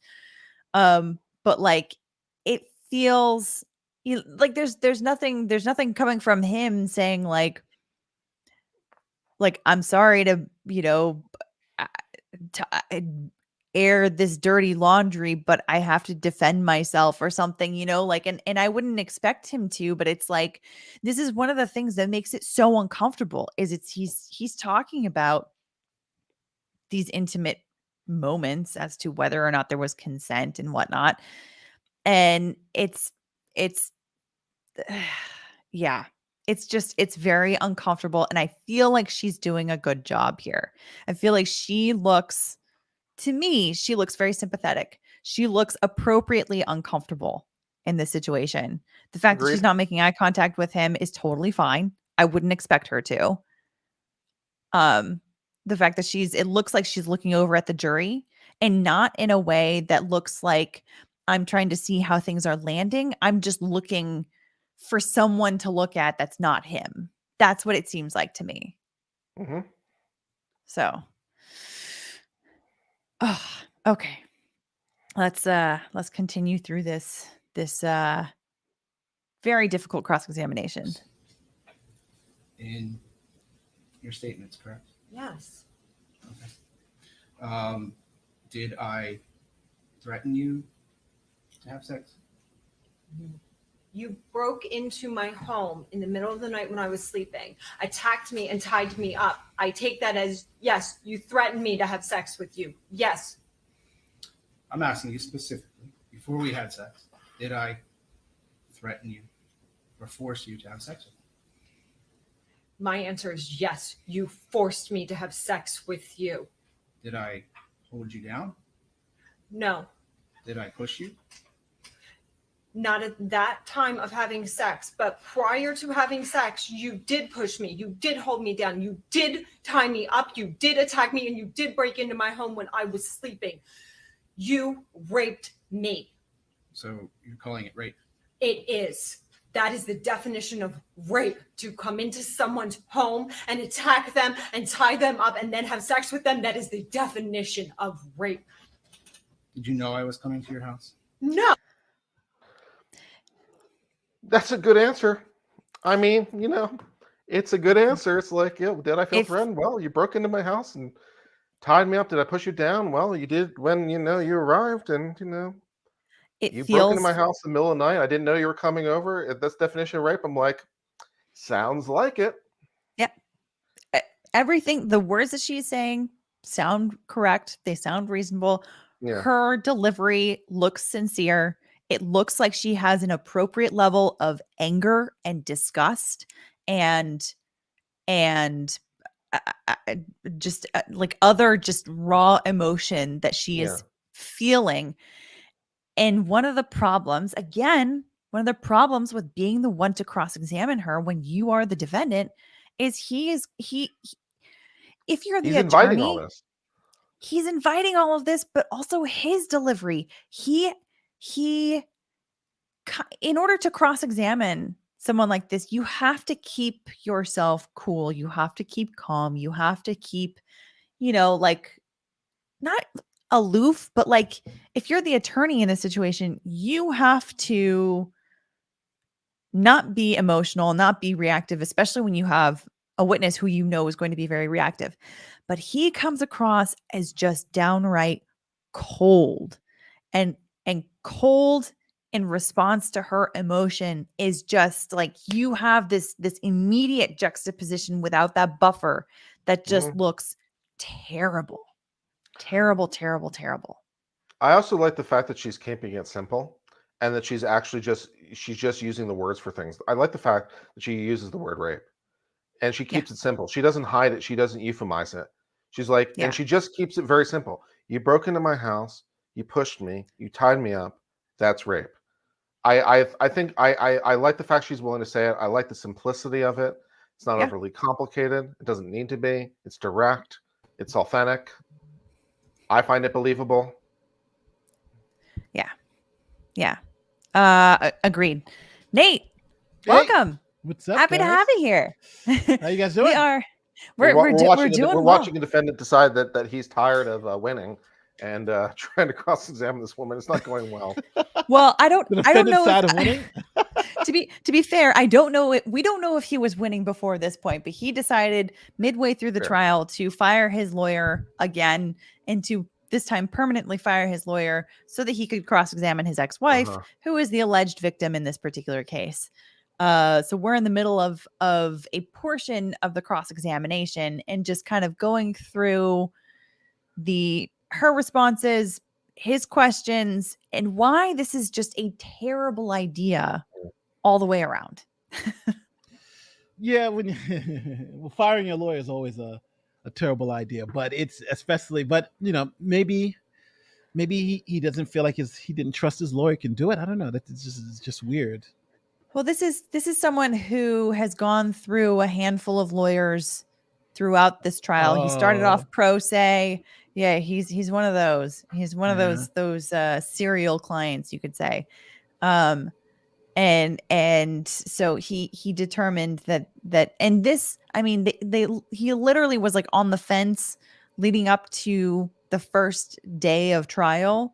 And where the judge decided, the judge, had a conversation. I remember seeing a clip of this the other day. I think it was like Monday this trial started. Judge said, like, okay, are you in or are you out? Like, are you representing yourself or is this attorney representing you? And so he finally was like, okay, yeah, I'll have the attorney represent me. But then just yesterday he said, nope, I want to do this by myself because he doesn't know the case well enough. Yeah. So yeah. Good. Let's it's the underlying. What's the underlying claim in this case? So he is charged with kidnapping, raping and attempting to murder his ex-wife. Ooh. So this is literally the victim, the alleged victim in the case that he is cross-examining directly. And you just missed like a very emotional part of her cross-examination where she says, where he says, you know, like something, I can't remember exactly what he asked, but she says, like, yeah, you raped me. You like, that is the definition of rape, is you came into my house in the middle of the night, you broke in, you tied me up, and you did all of this stuff. Like, the fact that like you didn't push me down on this occasion doesn't mean that it's not rape. It was absolutely rape. Like, this is what she says, and she's like, you know, very understandably emotional in this cross-examination. So yeah, I'm gonna play some more of it, but first, Sandy Ramirez, welcome to Bike Club. Thank you so much for becoming a YouTube member. Happy to have you here. But yeah, before we, do you have any other questions, Nate? Before we I'm interested in seeing the rest of this this cross examination. This is going to be interesting. Yeah, because so far she is understandably angry, upset. Yeah. She's, you know, definitely seems, she comes across as very sincere, and he is. I mean, we've been talking about these are so many reasons why you need to have a buffer as an attorney, like an attorney as a buffer in these kinds of moments, because he's coming off as very cold and calculating and unfeeling, asking the questions here, because he's kind of by definition needing to do it, because I mean, that's, you know, in a cross-examination, you kind of have to, but it's not good when the actual defendant does this, especially in a case like this. Well, yeah, because I think a lot of people play it, but I think a lot of people just don't realize that, you know, cross-examination also is about the perception that the jury is going to have. If the jury thinks that, you know, even if you're a lawyer and you're questioning a victim of assault, there's certain no-nos that you can't do. Generally, you don't want a male questioning a female if she happens to be the victim, if you can avoid it. Sometimes it's the tone. It's so much to go into it, because don't forget the practice of law. A lot of people fail to realize it's also a performance. It's not just the legal technical of it, but it's also the performance of it. And I think that's what this person doesn't understand. He thinks it's just the legal technical piece of it, but the performance matters, and the performance can actually get you put in jail if the performance isn't good. So yes. Yeah. All right. Let's continue through this. No. Did we have any conversations prior to, let's say, between February 18th and March 10th, 2017?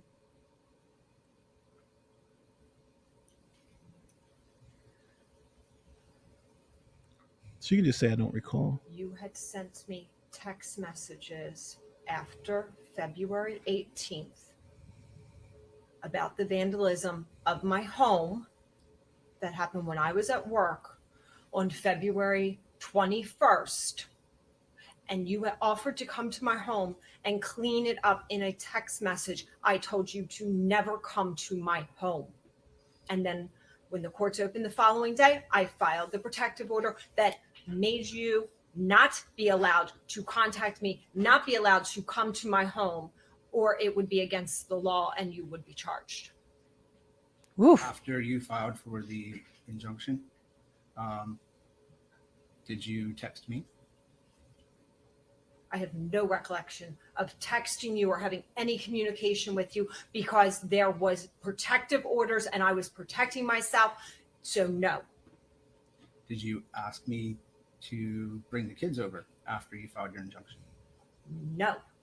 My attorneys were dealing with those issues. Did we have phone conversations through WhatsApp on your phone and my phone? No. Did you believe we were texting through the children's phones? No. I only communicated with the children and through my attorney.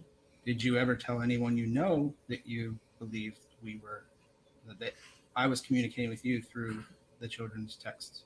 No, I have no reason to believe that. did you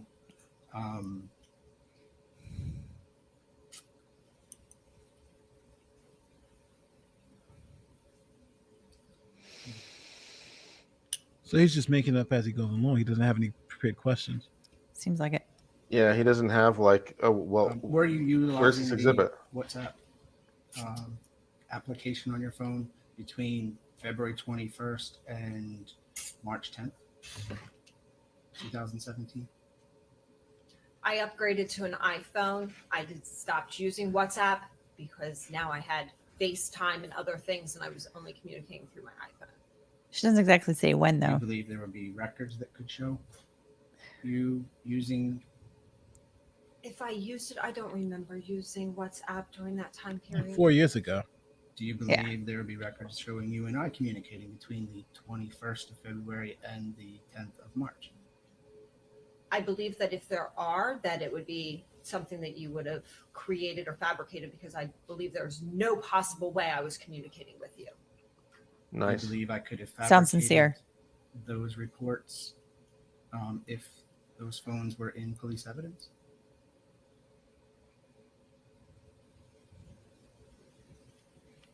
For me to answer this question, could you fabricate? Absolutely, 100%. They have reason to believe throughout our marriage that you created and falsified documents multiple times throughout our marriage. So yes, Whoa. I believe that you did have the capability to create This would be such objection. falsehoods. But he Nice. doesn't know. Well, not objection. He's to stop her from speaking. Yeah. That's another reason why an You have the attorney would be helpful ability to here. fabricate? Yes, he fabricated. So sure. I like it. Now Good the jury answer. has just heard all of that, saying like, well, this guy has fabricated other documents too. Like okay, what, even during other matters, like when his life wasn't on the line? He should ask for that to be stricken from the record. Though he should be like the rest of the He's not answer gonna ask after that. He doesn't know everything. to ask that. Yeah, everything after no should be stricken from the record. But he doesn't know to ask that. Yeah. Yeah. Phones that were in police evidence. I would not believe at any point that I would communicate with you after those, what I already testified to. So you would be surprised if there were communications between you and me between February 21st and March 10th. Yes. Okay.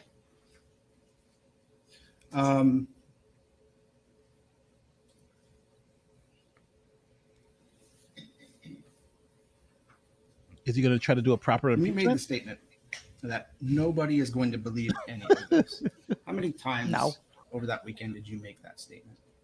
So why ask those questions if he's not going to impeach? I can't recall exactly how many. He doesn't know how to impeach. He doesn't But know you what an recall making it impeachment more than is. once?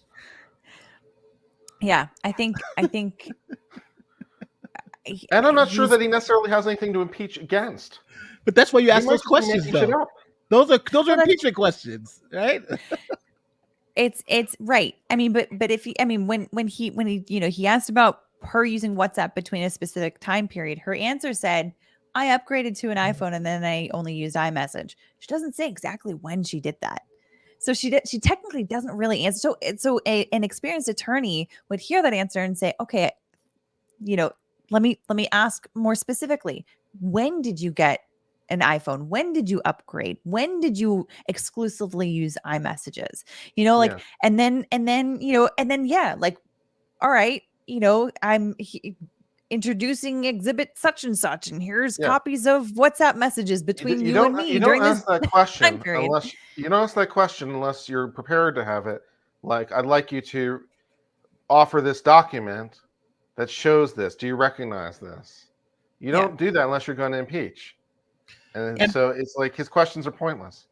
And Yeah. it's interesting because the reason why you don't ask those questions unless you impeach is because if you don't impeach, it's going to make it seem like the witnesses won, right? I didn't say blah, blah, blah.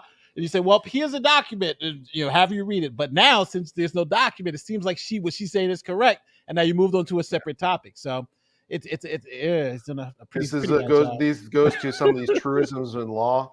Like, I only know what I can prove. Yeah. And I don't ask questions I don't know the answer to based on what I Yeah. can prove.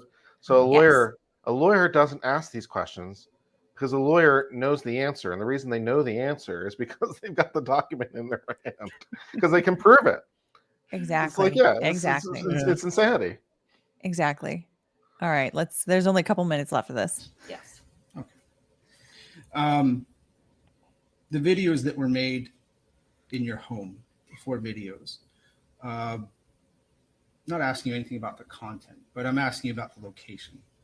I believe your testimony was that one was made in another room. Yes. Why do you believe that one was made in another room? Open-ended cross. Because it appears in the video that it's a different room. It's different. There's no ceiling fan. The walls are different. Do you know where I was sitting when those videos were made? I don't. I was tied up, hog-tied on my bed. I have no idea. Okay. Is it possible? I don't even know what videos exactly they're talking about. But, But, but every time he asks, she just gets mentioned hogtied again, which is just such a Yes. great burn. It's like, why not? Just mention it every time. It's great.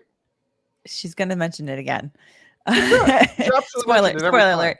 Yeah. Just keep throwing it out there. Possible that I was sitting on the end of your bed while making those videos?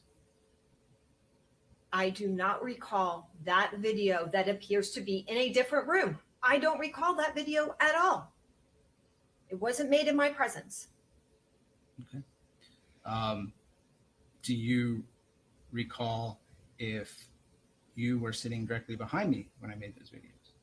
I was hogtied on the bed when you made There it those is again. videos. Just keep repeating it. Did you know at that time that if I deleted the videos that your iCloud account would preserve them? I had no idea. When did you set up your iCloud account? When I got an iPhone So were 2 you, weeks earlier. were you aware that iCloud backs up anything that is Hey, put on your Rob. phone? I only Hi. had an iPhone for 2 weeks. I had no idea about these things. What? This cross is going great. Just great. Terribly. For the prosecution. The prosecution. For prosecution, yeah. Why? Let's move forward to the Okay. And then Oreos has some thoughts they'd like to share with us. Wow. So, yeah. Rob, welcome. Happy to have you here again. I was so uncomfortable. I just had to share the discomfort.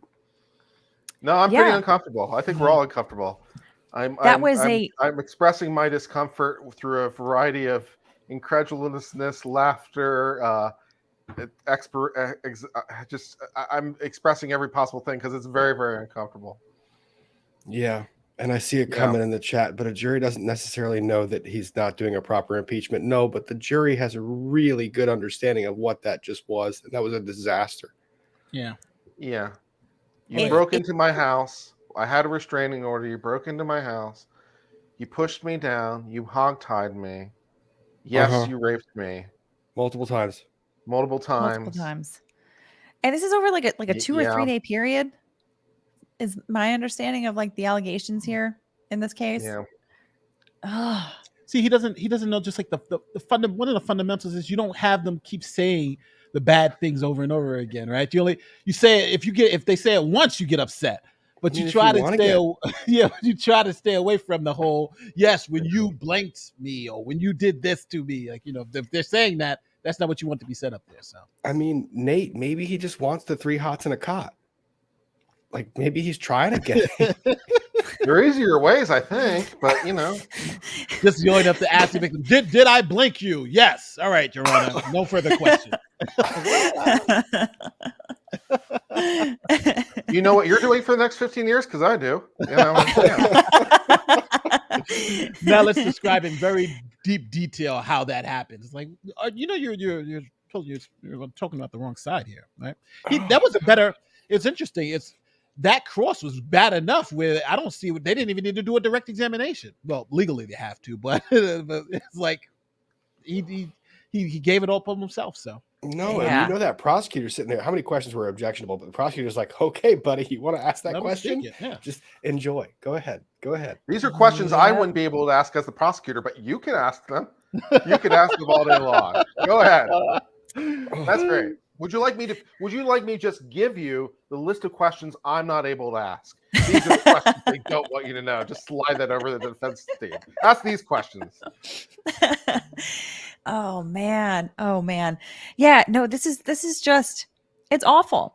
It's awful. And on top of that, he looks like a bully. He looks like somebody who is forcing his ex-wife into a very uncomfortable position Yeah. again. And she looks like she's very sincerely remembering the events. Like there's nothing about it that comes across as inauthentic or that suggests that she's having an improper memory or that her perception at the time was off. I mean, this is only No. a small snippet, right? Like we haven't seen, we didn't watch the direct examination. We didn't watch the full cross examination. This is just like a 11 and a half minute, snippet that we got to see. But I think it's enough to sort of get a feel for what this cross examination was like. And, her responses are basically best practices for a victim, in my view. They're basically about as good as you could ever want. Simple, to the point, direct, not obscuring, simple Repeating all the bad terminology, things as many direct, as possible. Yeah. Using the word hogtied over and over again. Nice touch. You falsify documents, right? Throwing up That was other good. That was a good crimes. answer. Yeah.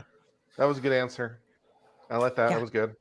Yeah, she did a really good job of just being blunt about the things that she experienced, and I could understand that probably is incredibly difficult to do. I mean, like to say that that's incredibly difficult is like a massive understatement, right?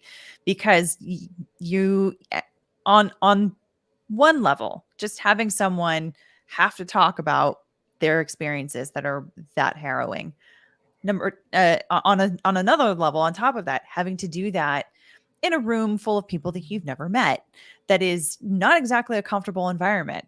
On another level, doing that, like in an adversarial process where that you've got two sides that are battling each other out, and that the things that you are saying are going to be picked apart. This is not the same thing as sitting on a therapist's couch and having someone listen to you and saying, yeah, I'm here for you. Like tell me everything. Tell me exactly how it is, and I will do what I can to sort of like help you sort of piece yourself together. That is not the environment that they are in. Then on another level, then it's like the person that's actually asking them the questions is not even some impersonal, third person, but it's the actual person that supposedly did these things to you. I just, awful. Yeah. Awful. And this happens a lot in divorce cases, by the way. Like this happens a ton of times in my cases where the other side will be pro se, and then I'm representing my client's testifying, I do the direct, and then the other side gets up to try and cross my client. And generally speaking, I don't have to really get involved because a lot of these divorces are not jury. The judge cuts them off and the judge says, no, we're not going there. You can ask a question about this, but we're not going there. But this has the added dynamic of it being a jury trial. So the judge can't really jump in there and stop him from tightening that rope around his neck and then doing another loop and another loop and then finding a really big branch and then throwing the rope up over the branch. Yeah. Yeah. Yeah. And then hoisting himself up on his own petard.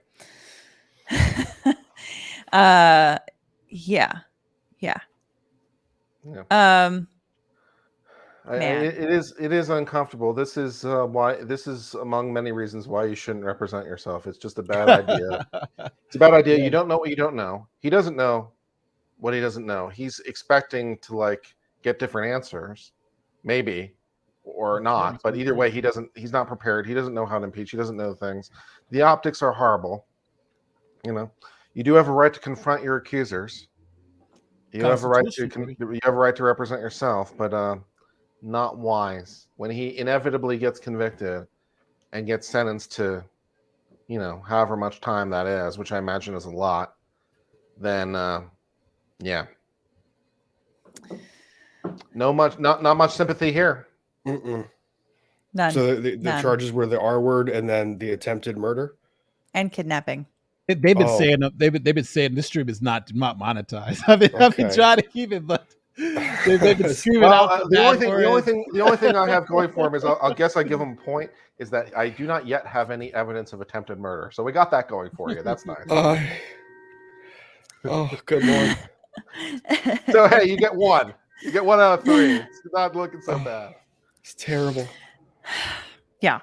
Always look at the bright side of life, they said. Alrighty. Well, anyway, Humor any to other deflect, any other my friend, further humor to any other deflect. last comments on this one before we move on to the last subject that I wanted to talk about today? No. Okay, we're going to talk about Vanessa Bryant winning a massive verdict against the LA County.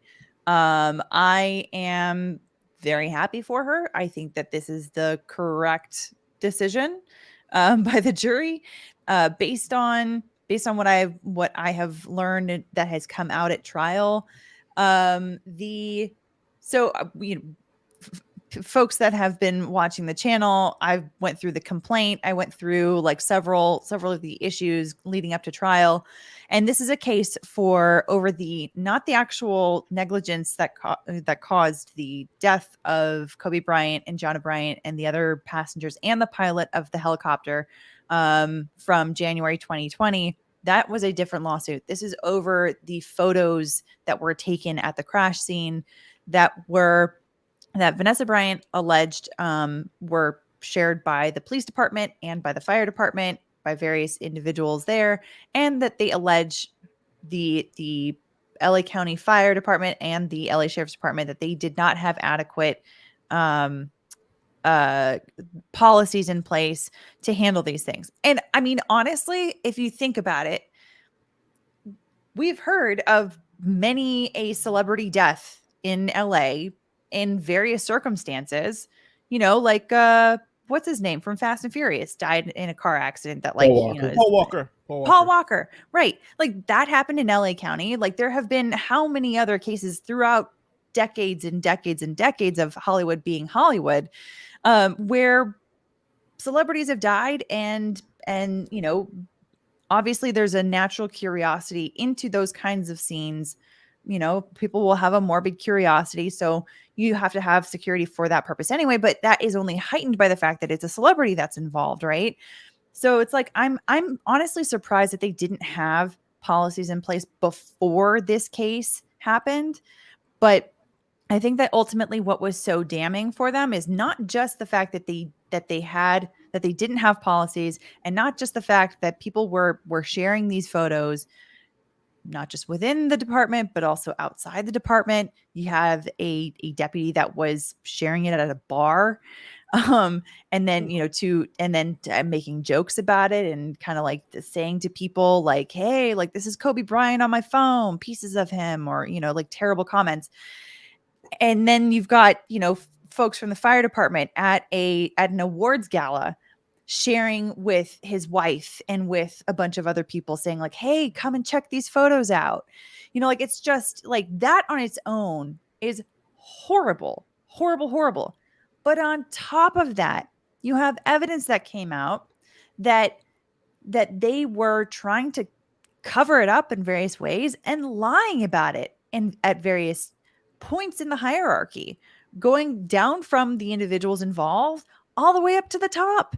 You had Sheriff Alex Villanueva, who tried denying to the LA Times reporter that they had received a citizen complaint complaining about the deputy in a bar sharing photos of Kobe Bryant's remains. Meanwhile, you've got an individual who can be called up, and I actually don't know if he was actually called up as a witness. That was one thing that I don't know, but I would imagine he was, because I know that the media has talked to him. They've done interviews and whatnot. It's like, because this guy was so bothered by this event that he was like, he actually filed a complaint to the sheriff's department. Now the main arguments by LA County was that, number one, well, the emotional harm there's a causation issue that Vanessa Bryant is emotionally harmed by the fact that he died and that her daughter died, as opposed to these images being shared, right? Or the threat of future images, right?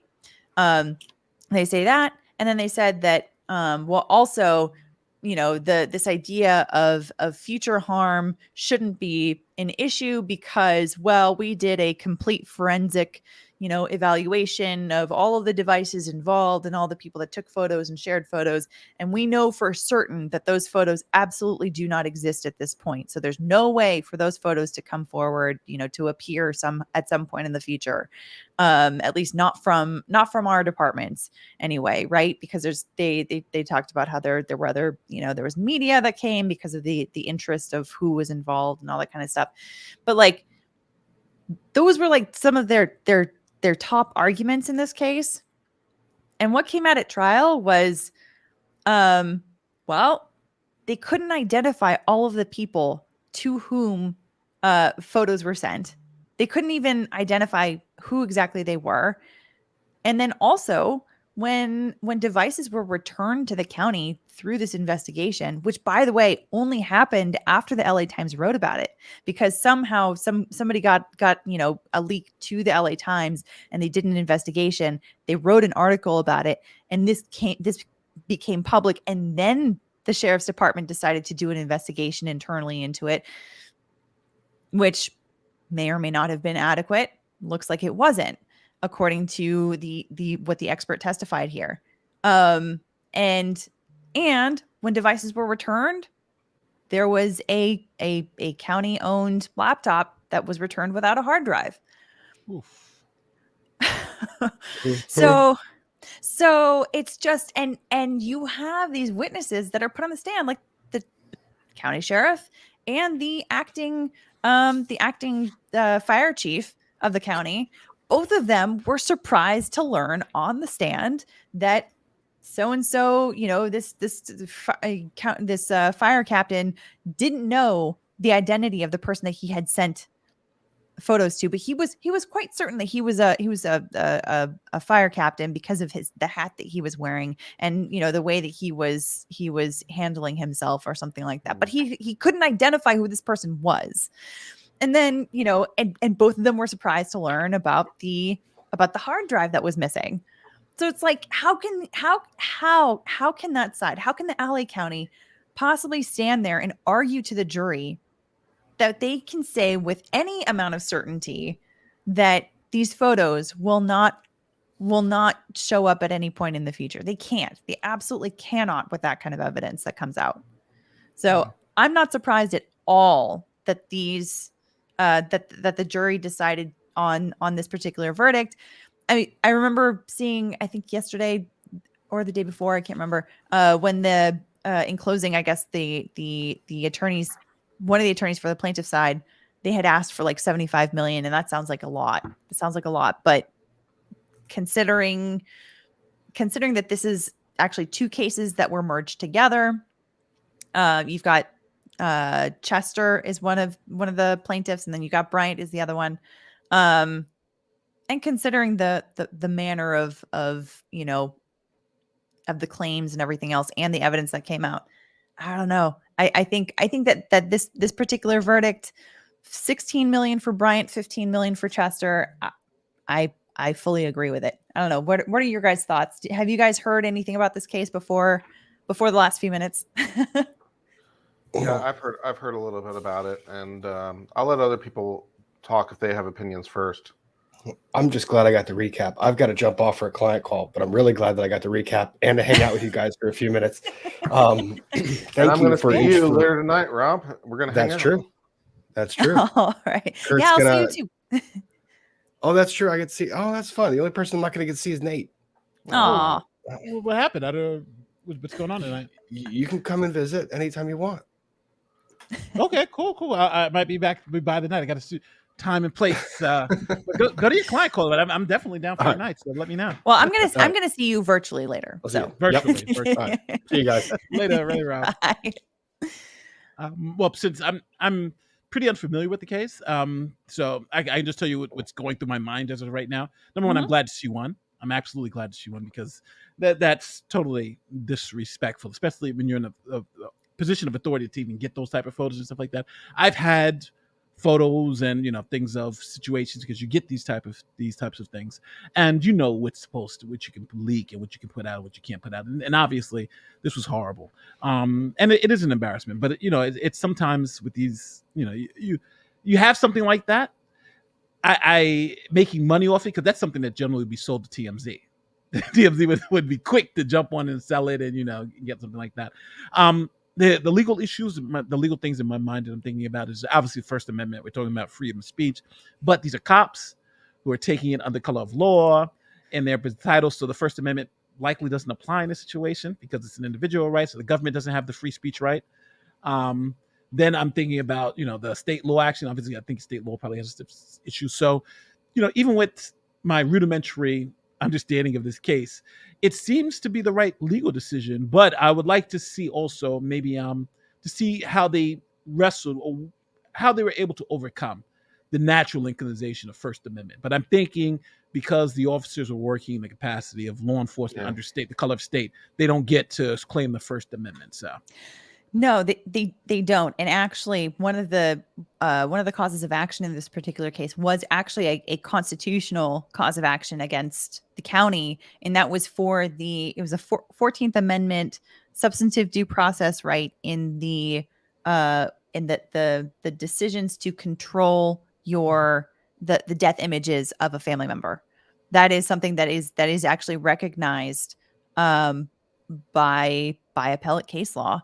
And so, yeah, it's something that I hadn't actually heard of as a constitutional right before this case, but I was like, okay, having gone through some of the I'm not research, sure I was like, buy right. that from the Ninth Circuit, to be honest. On the constitutional right, I'm skeptical on that idea. Because I think if you got Little Rock versus Gonzalez out there, that rejected the constitutional right. I'm being stupid again. I'm sorry. I should have at least said it with the cases. Little Rock versus Gonzalez. It's really more akin to the Angelina Jolie Castle case. Castle Rock versus Gonzalez. But essentially what happens is a young mother had a restraining order against the father. The father comes, violates the restraining order, grabs the kids, takes them, and kills the kids. Mm-hmm. So the mother sues the police department, saying that, hey, I went to you with the restraining order. I told you guys where he was at, when he was holding the kids, and you guys and the police said, we'll look at him in the morning. We'll check it out in the morning. Yeah, it was even worse than that, because under the relevant state law, it said that they shall enforce the thing. So the law seemed non-discretionary. It was non-discretionary. And they didn't. And of course, bad things happened. And then they sued over it, and but with the police. But in that case, that they said you just don't have the constitutional right. The police, you don't have no constitutional right to police protection. The police don't have a right to save you. And in that case, so it's totally discretionary. But you need to save. But that's different. That's totally different. It's different than saying that the police have a particular duty to protect specific individuals. Mm-hmm. Without a special relationship, of course, right? Because that was part of the opinion too, is that saying like, okay, there's nothing indicating that there was any sort of a special relationship between these. I mean, and really what they were getting at there is sort of figuring out if they could have a negligence claim, really, because what they were trying to figure out is the duty element of negligence, right? Because for people watching, as a reminder, the elements of negligence are: did the defendant have a duty to the plaintiff?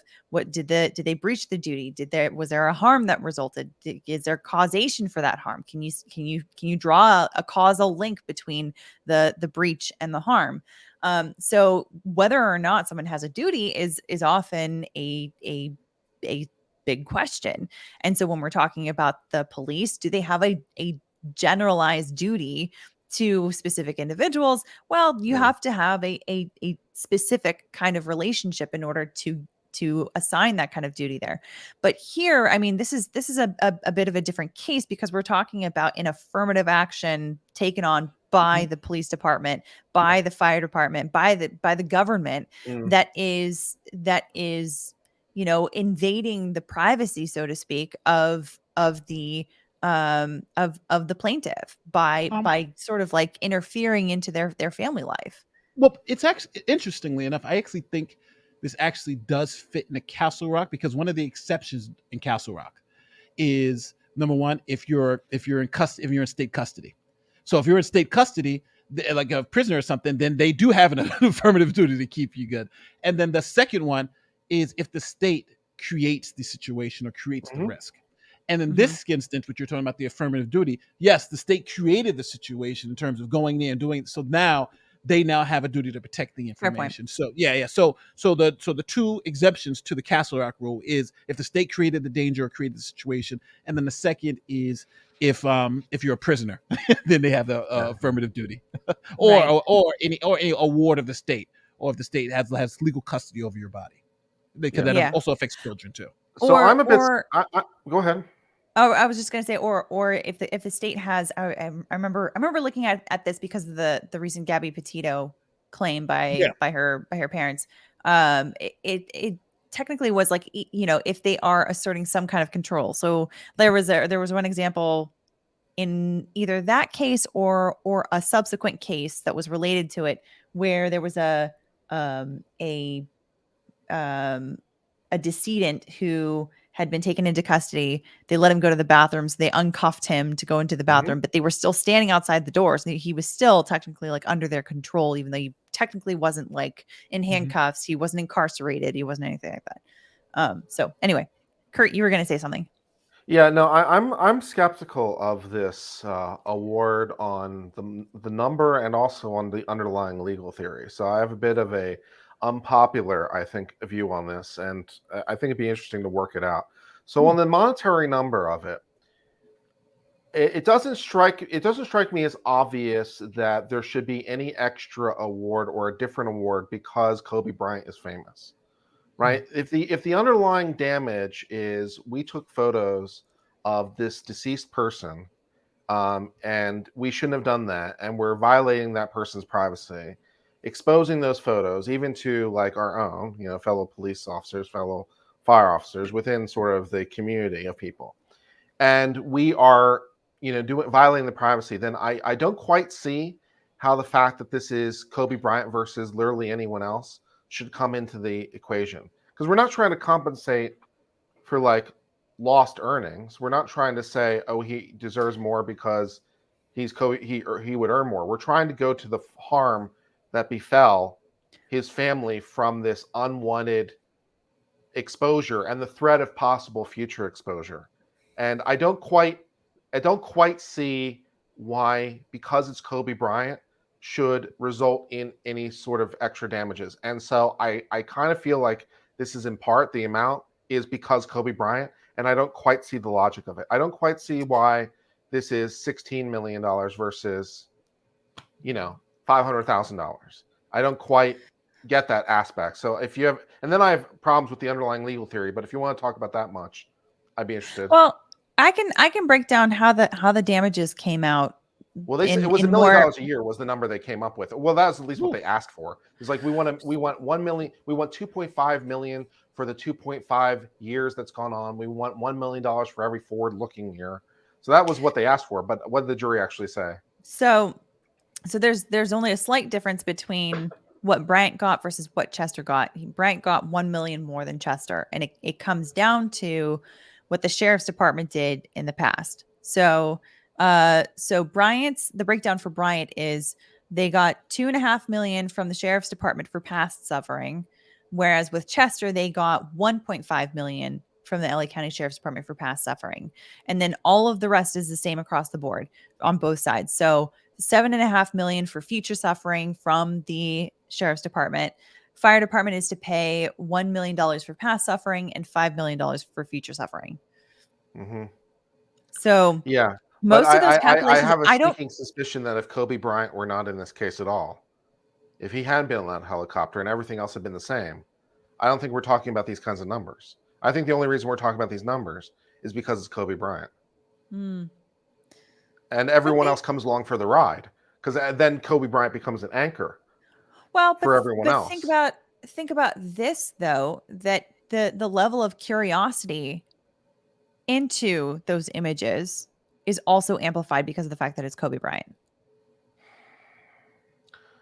I suppose. Does that hurt you more if more people see those images than not? I mean, does it what is the additional harm to you if more people see those photos is not obvious?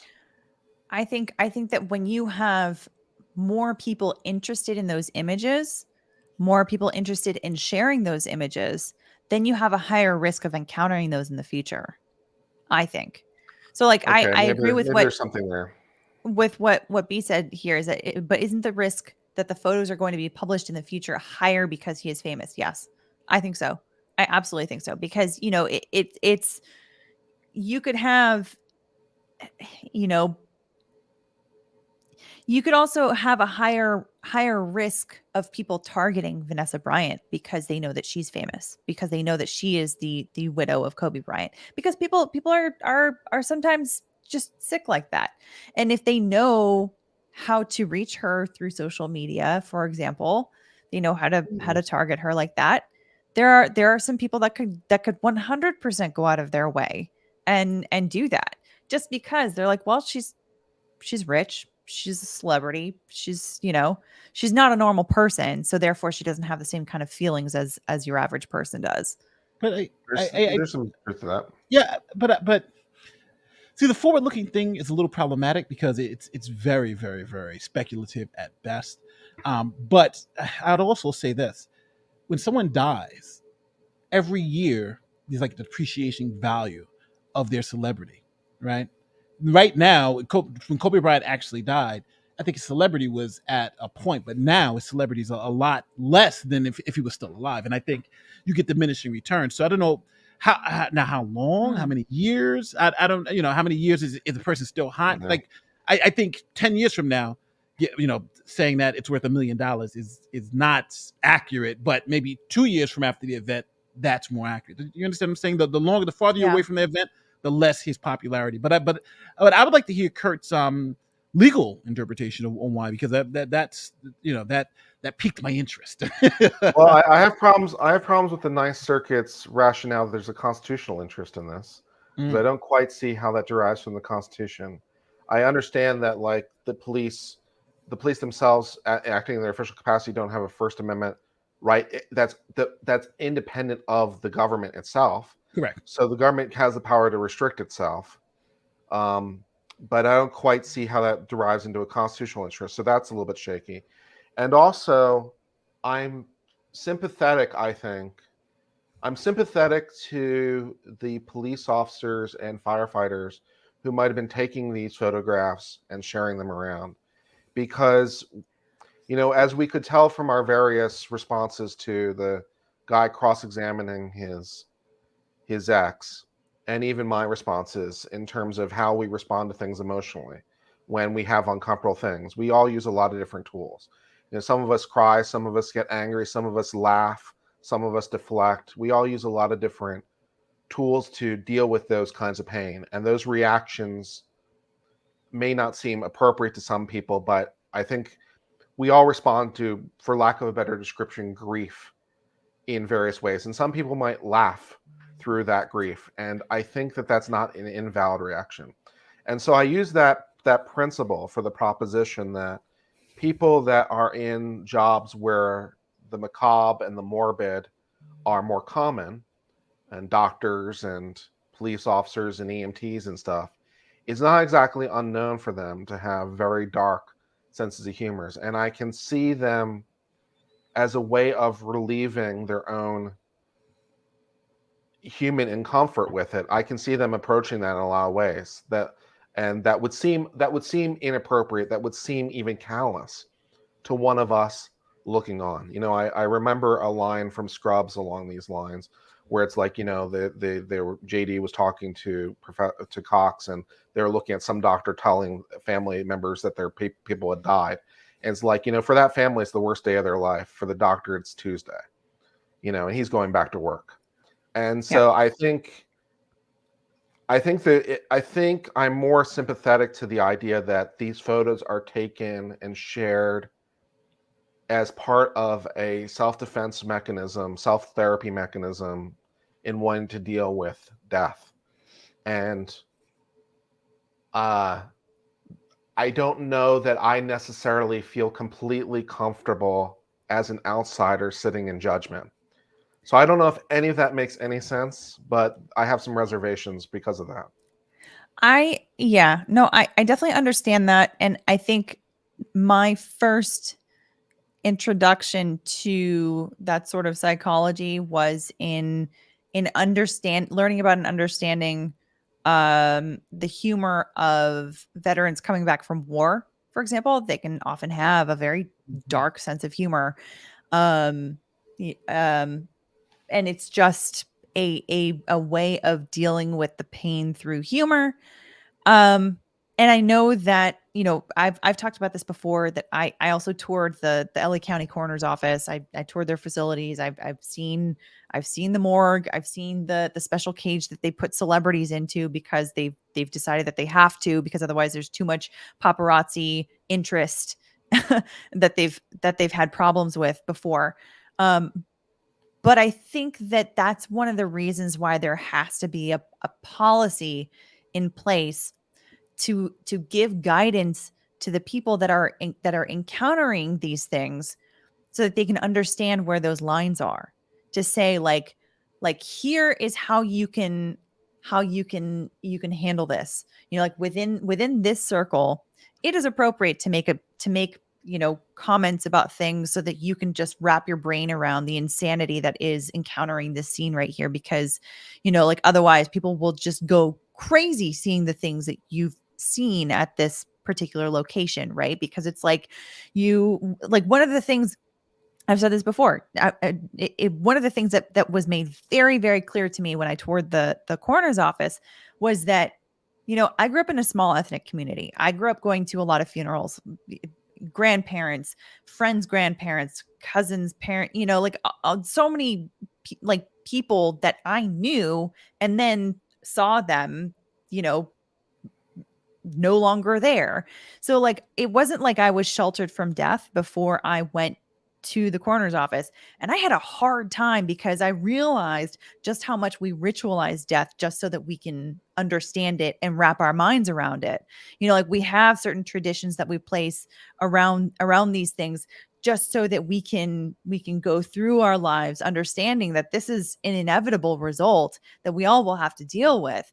But to be able to sort of package it in a way that makes it so that we can still live our lives. And when you have a situation like that, where somebody has a job to do surrounding death, it's like you have to strip those traditions away in a way.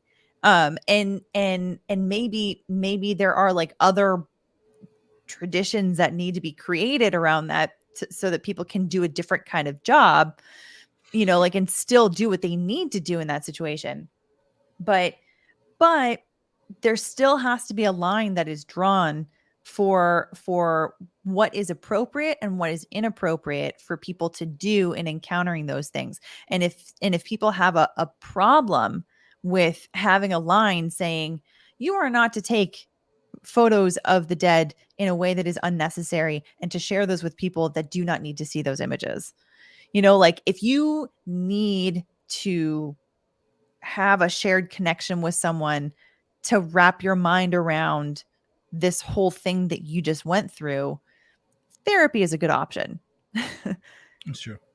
But it's funny, because it always makes me think of this one saying: funerals are for the living, but the remembrance of the dead. A lot of people fail, all the process for when someone dies is for us to talk about. It's not for the person who's in the box.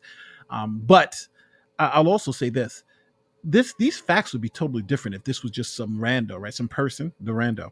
This was just some person like me or you, just who walked up to the crash site, took pictures, and then put them online, right? We have an absolute First Amendment claim, right? These are pictures, I'm taking them, unless you're on, even if you're on public property too, the person can get you for trespass, but they still can't get you for the First Amendment claim. But it's just fascinating that you put a uniform on a person, and now he's a cop, and you kind of lose that First Amendment issue. Even if anyone else does it who's not an officer, they have a good thing. But if someone else does it and is an officer, you lose it. So it's just fascinating how the law works in those two instances, where someone's working or someone's not.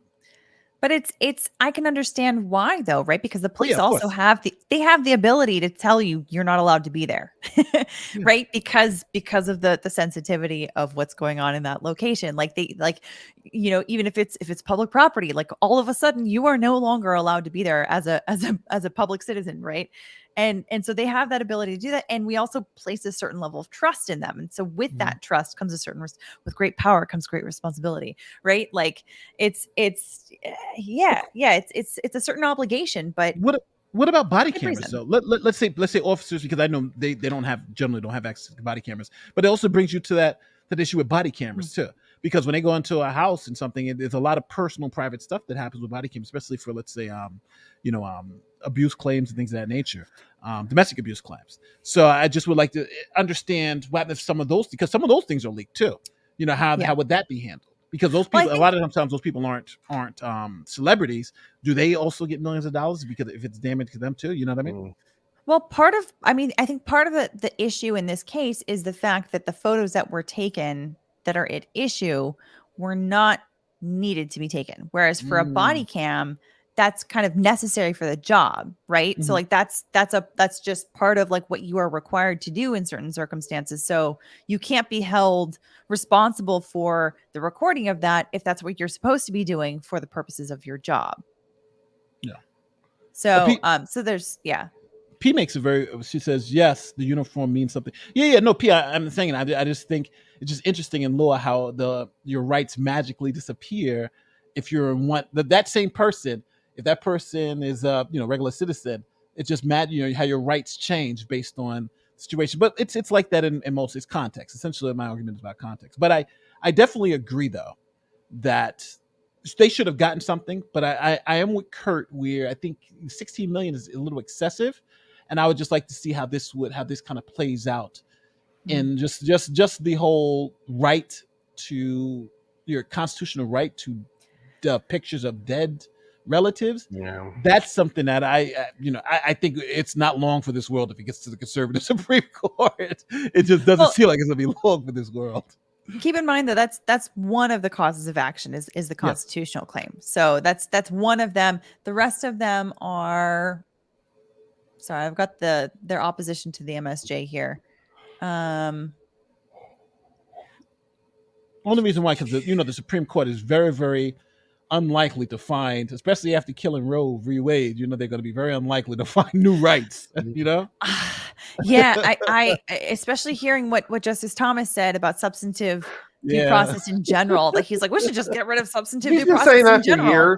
He's been saying that for years. And he's not wrong. I'm just not sure the juice is worth the squeeze. But now we're talking about something completely different. No, but and let's also and I don't want to mischaracterize his opposition to substantive due process. If you read his concurrence in is it McDonald or either McDonald or he said it a couple times in a couple of different places. But he likes privileges or immunities clause. Yes, and he says so. The concept of substantive due process he agrees with. He just believes it's better found under privileges and immunities, not under.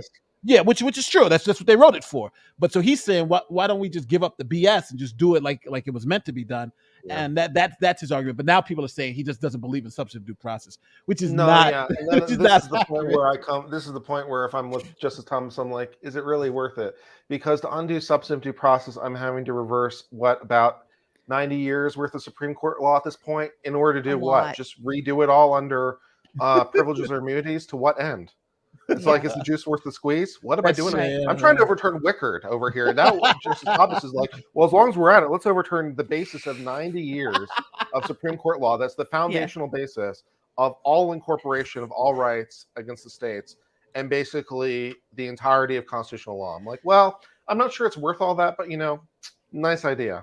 But he's right in substance, but I think he's wrong on process. That's what you're saying. He's right on substance, but wrong on process. How do we get there? Yeah. The case, if your proposition is the court screwed up the slaughterhouse cases, I'm on board.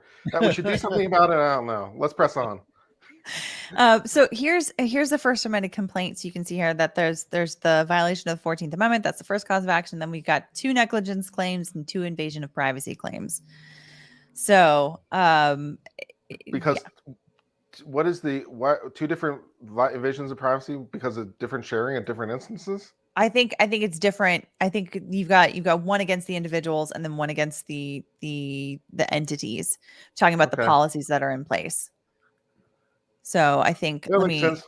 scroll through real quick just to double check that. It's kind of a long complaint. Let's see here.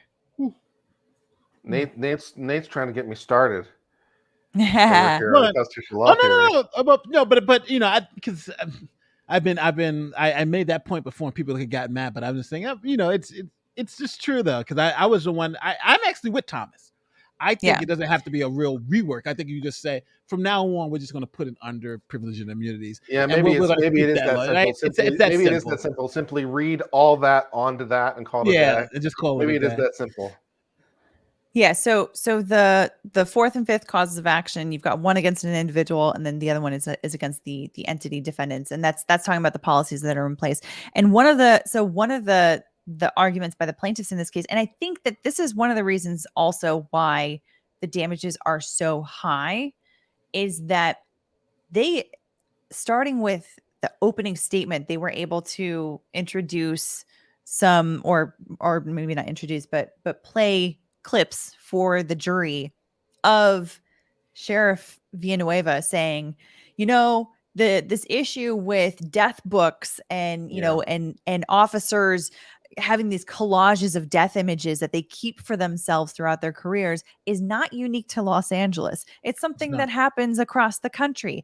And it's like, what LA County tried to sort of frame that as is saying, oh, he was just saying that was like he wasn't saying that was something that was specifically about Los Angeles. He was just saying, like, in general, that's kind of a thing. But like, he didn't mean that to be that he was talking about LA. But that's not exclusive language that he's using there. If he's saying that it's not unique to Los Angeles, that means it's also a problem in LA. Yeah. Well, that goes to sort of my underlying point. I believe he's probably right. But the fact that it is normal in those particular environments, though, kind of demonstrates my concern. It's like in those communities are collecting and sharing those images, and the answer is why. And I've provided at least partially the answer. It's because, you know, death is hard, and we're trying to deal with that. And it seems to be a characteristic that's true of a lot of people. So I'm a little bit questioning whether us normies, you know, sitting on the jury, you know, have really a full understanding of what's going on here.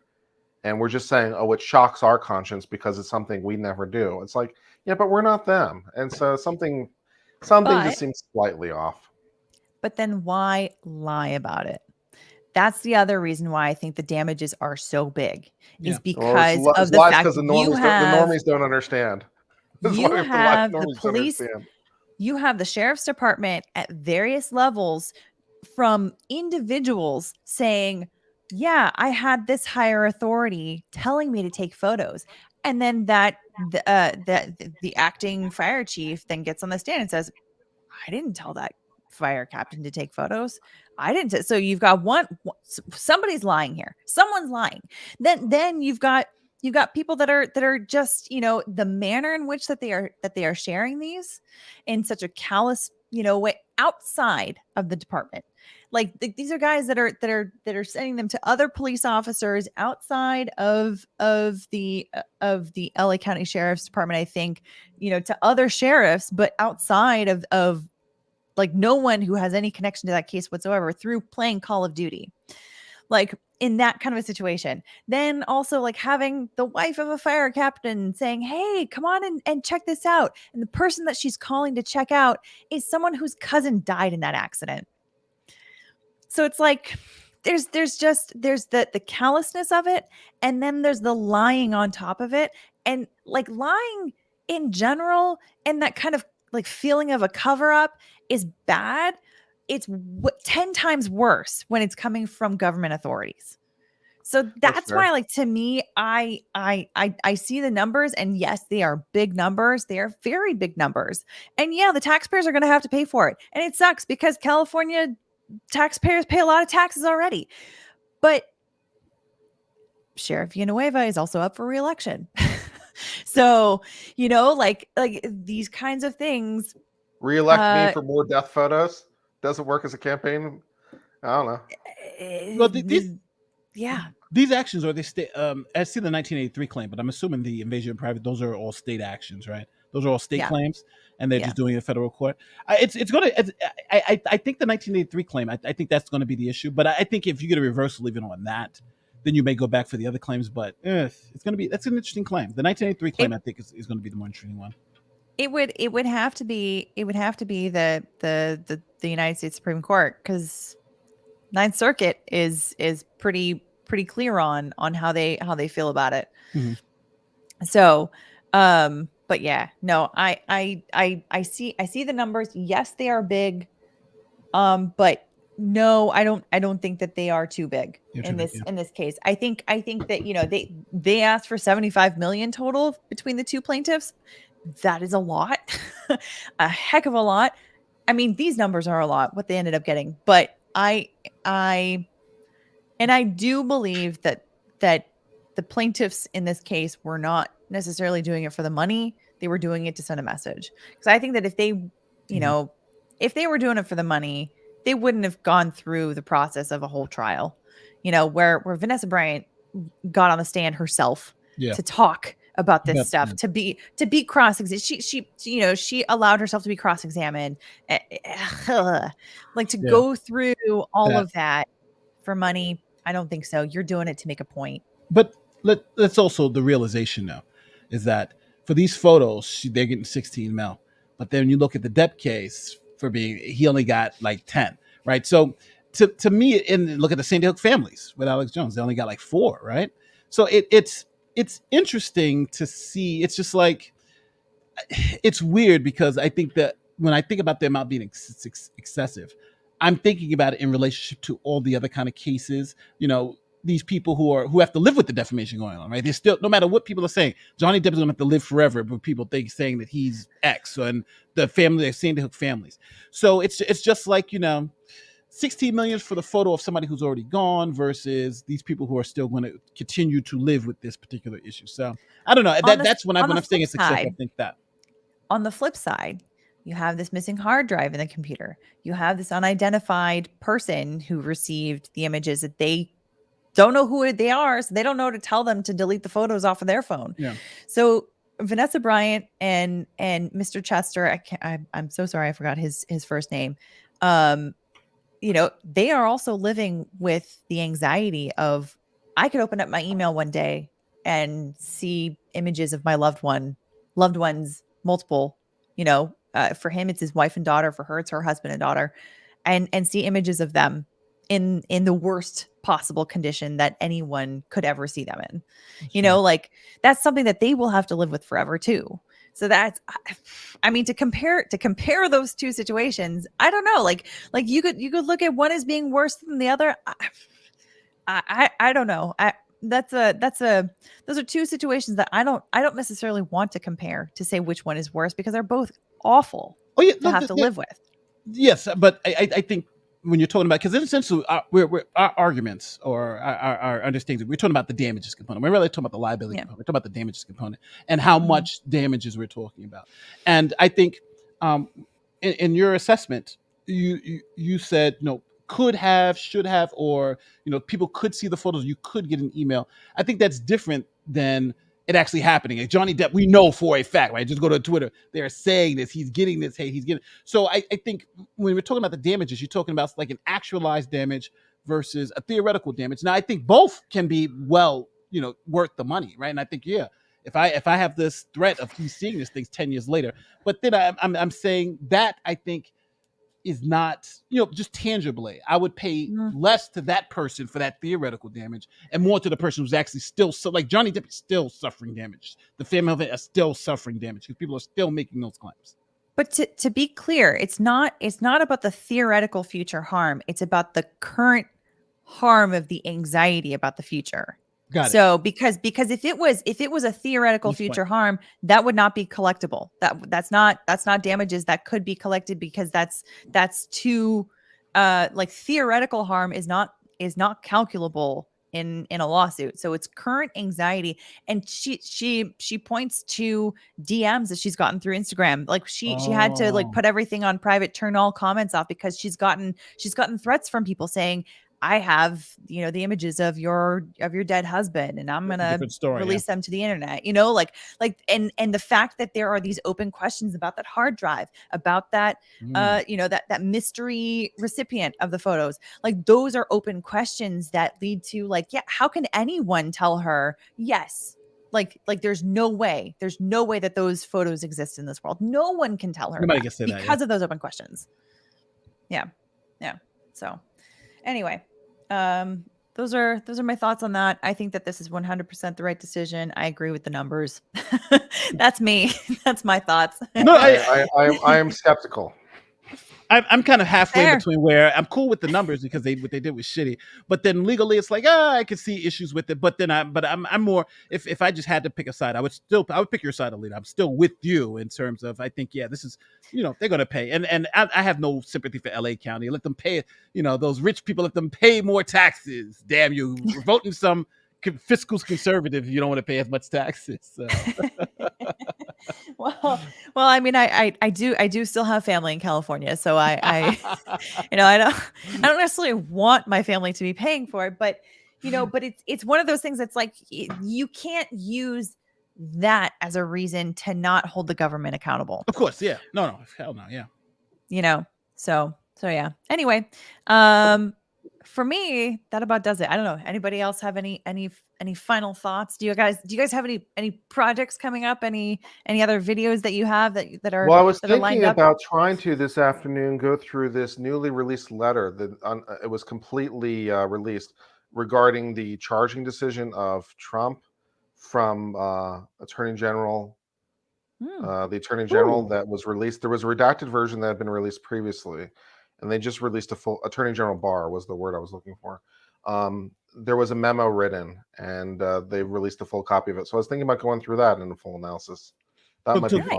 Oh, so this is not Garland. This is Barr. No, this is going back. Yeah. Oh. Huh. All right. I'd like to see his rationale for not charging Trump. But the thing is that it's like even with this whole new stuff, it's going to be well, politics is always crazy. So that's going to be interesting. I'm going to watch Uncivil. I'm watching your stuff. I feel so judged all of a sudden. Yeah, no, I'll definitely tune in. I'll watch. I'm not touching that case. I don't like. I want to stay away from politics as much as possible. Yeah.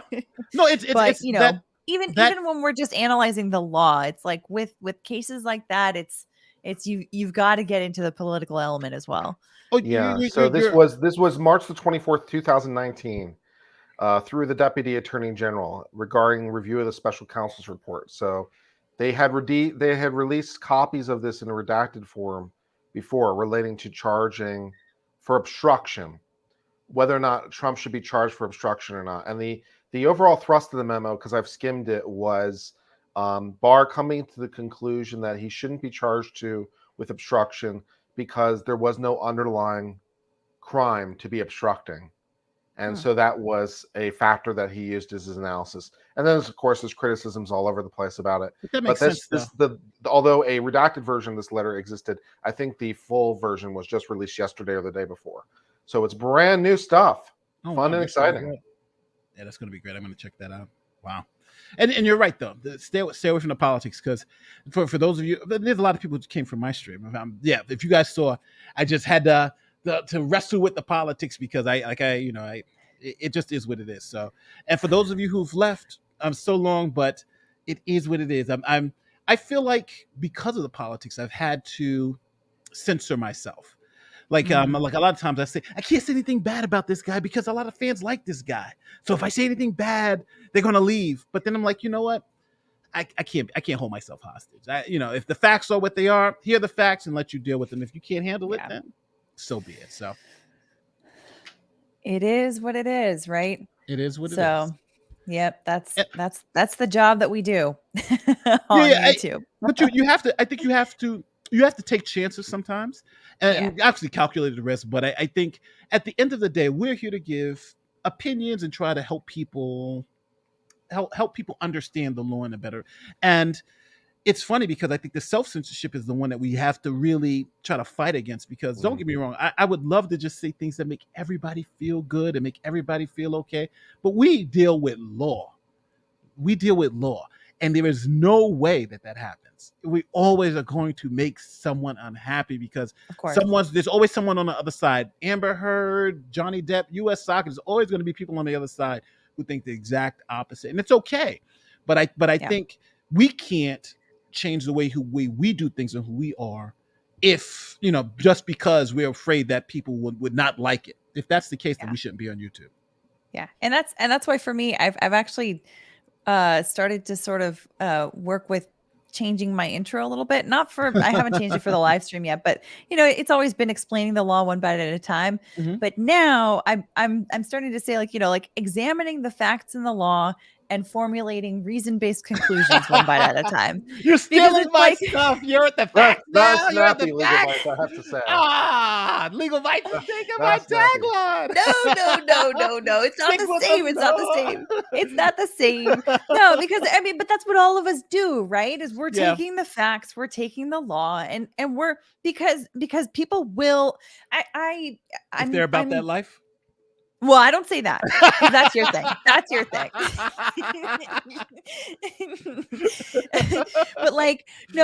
but it's and I'm kind of dealing with this a little bit with the Marilyn Manson and Evan Rachel Wood case, right? Because I'm going slowly through that particular case, and I'm very aware of the criticism that people will have when you do come to a conclusion, saying like look, I've seen comments. I've seen comments from people saying like, hey, like you're actually super biased on this one. Like you are pro Marilyn Manson, you're anti Evan Rachel Wood, and I'm like, in a hurry. I'll tell you what, man, it's a weakness of mine, because I strive so much to be as objective as I know how to be, and then they say I'm biased. I'm like, I'm just trying to assess things. Then 3 years from now, I prove to be right, and it warms my heart. Oh, Katie Polson. Remember that first case? Yeah, my gosh! It's like, you guys are all don't know what you're talking about. Then it comes exactly. Then everybody goes to stream. You know what? They actually are lawyers. I was like, what? We've been saying that for years. Yeah. It's the fact, like the fact that you end up coming to a particular conclusion doesn't mean that you're biased. It just means that you have analyzed it to a certain degree, and actually thought critically about it, right? Because it's like, if Lady Justice may have a blindfold, but she also has scales in her hands, man. She does. She definitely does. It's the difference is making sure that you are coming to the conversation from the very beginning with an open mind and saying, okay, and this is why I try to show my homework, right? Trying to talk through these things so that people can sort of see the things that you are working through that are beneficial, not beneficial for either side. And so it's I as I'm working my way through cases, what I'm trying to do here is to sort of show my homework and also show it's okay to change your mind over time. Like starting from not being biased is the good way to start. You don't necessarily want to end not formulating an opinion, right? Because then that means that you're not thinking critically about it. You're just kind of filtering through stuff and just well, I don't know, come to some kind of a conclusion on the other end of things. But you know what? I always find it to be funny because and I'll say this with Alex Jones, it was just hilarious. So we were talking, me and Kurt, we were talking about, obviously Barnes worked for Alex Jones. He's literally still working for InfoWars and everything. So I had just mentioned, I was like, well, whenever you have somebody like this who's talking on one side, then, the bias here that you should just address, and Kurt made the distinction, like, just because someone has a bias doesn't mean they're wrong. Like when we watched the Johnny Depp trial, his sister and his best friend were there. They're biased toward Johnny, obviously, but that doesn't mean what they were saying was incorrect. Just making that point that the person obviously has a bias. You're representing them, a pay bias essentially, right? You're the attorney. I'm a bias towards you. Just pointing that out, people got so upset.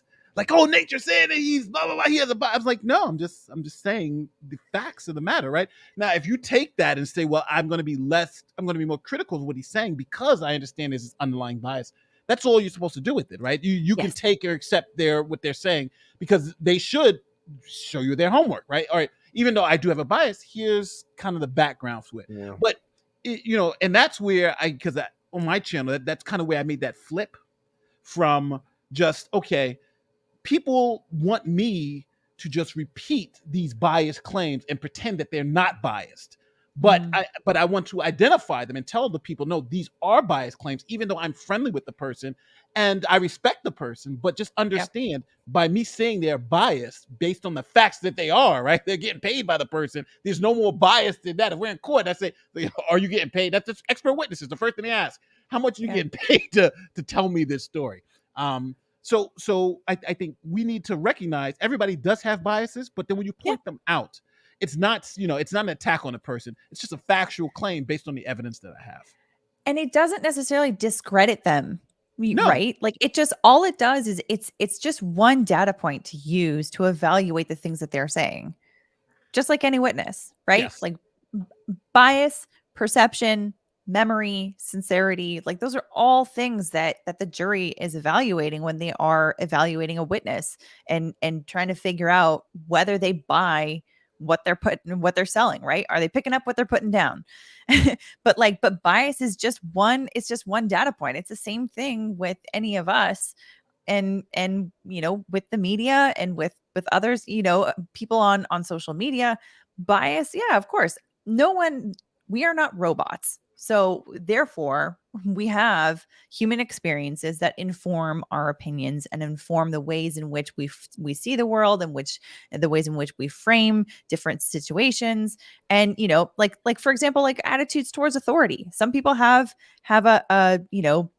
a bias towards authority. Some people have a bias against authority. Doesn't necessarily mean that a situation involving authority is like a situation where they're not to be trusted. Just understand where they tend to come from, and then filter from there. So yeah. Anyway. Amen. Alrighty. Well, with that, I guess we can probably end it on that note. But I am going to be going live again tomorrow. I don't know. Actually, I take that back. I'm not sure if I'm going to be going live or if I'm going to pre-record, but I'm going to have a video tomorrow on Marilyn Manson and Evan Rachel Wood, because there is a slight update in the case. So for the discovery motion that has been filed in that particular case, anti-SLAPP issues and whatnot. So I'm still working my way through that as well. All I've done so far is the original complaint and the first SLAPP. So I'm about 4 or 5 documents behind at this point, trying to catch up. But as of yet, I do not have an opinion on the Marilyn Manson case. So, but I would defer to those who have looked into it more. So Andrea Burkhardt and Colonel Kurtz, who have done the best work on this, I would defer to them until I look into it more and come up with my own opinion. Oh yeah. And for the Angelina Jolie case, listen, I got so many messages. Angelina Jolie is Amber Heard. Listen, we have no evidence of that, right? None. She just made some claims, and now they're just throwing their Amber Heard. And listen, I don't know, right? So I'm not going to say I don't know anything about that case. I just know some allegations were made on a plane with the FBI that we've been looking into. To claim that Angelina Jolie is Amber Heard is ridiculous at this point with no facts. So please, people, they should totally sue each other. They should do it in a state court that allows filming. Yeah, let's get the facts before we jump into do that. Exactly. So yeah, no, I and completely agree on that. And also I agree with you, Kurt, on the ultimate conclusions in that particular case. Now, I have watched Phoenix Rising. I have read the autobiography of Marilyn Manson, and I've got thoughts on all of those. I'm planning on coming out with some videos on those things as well.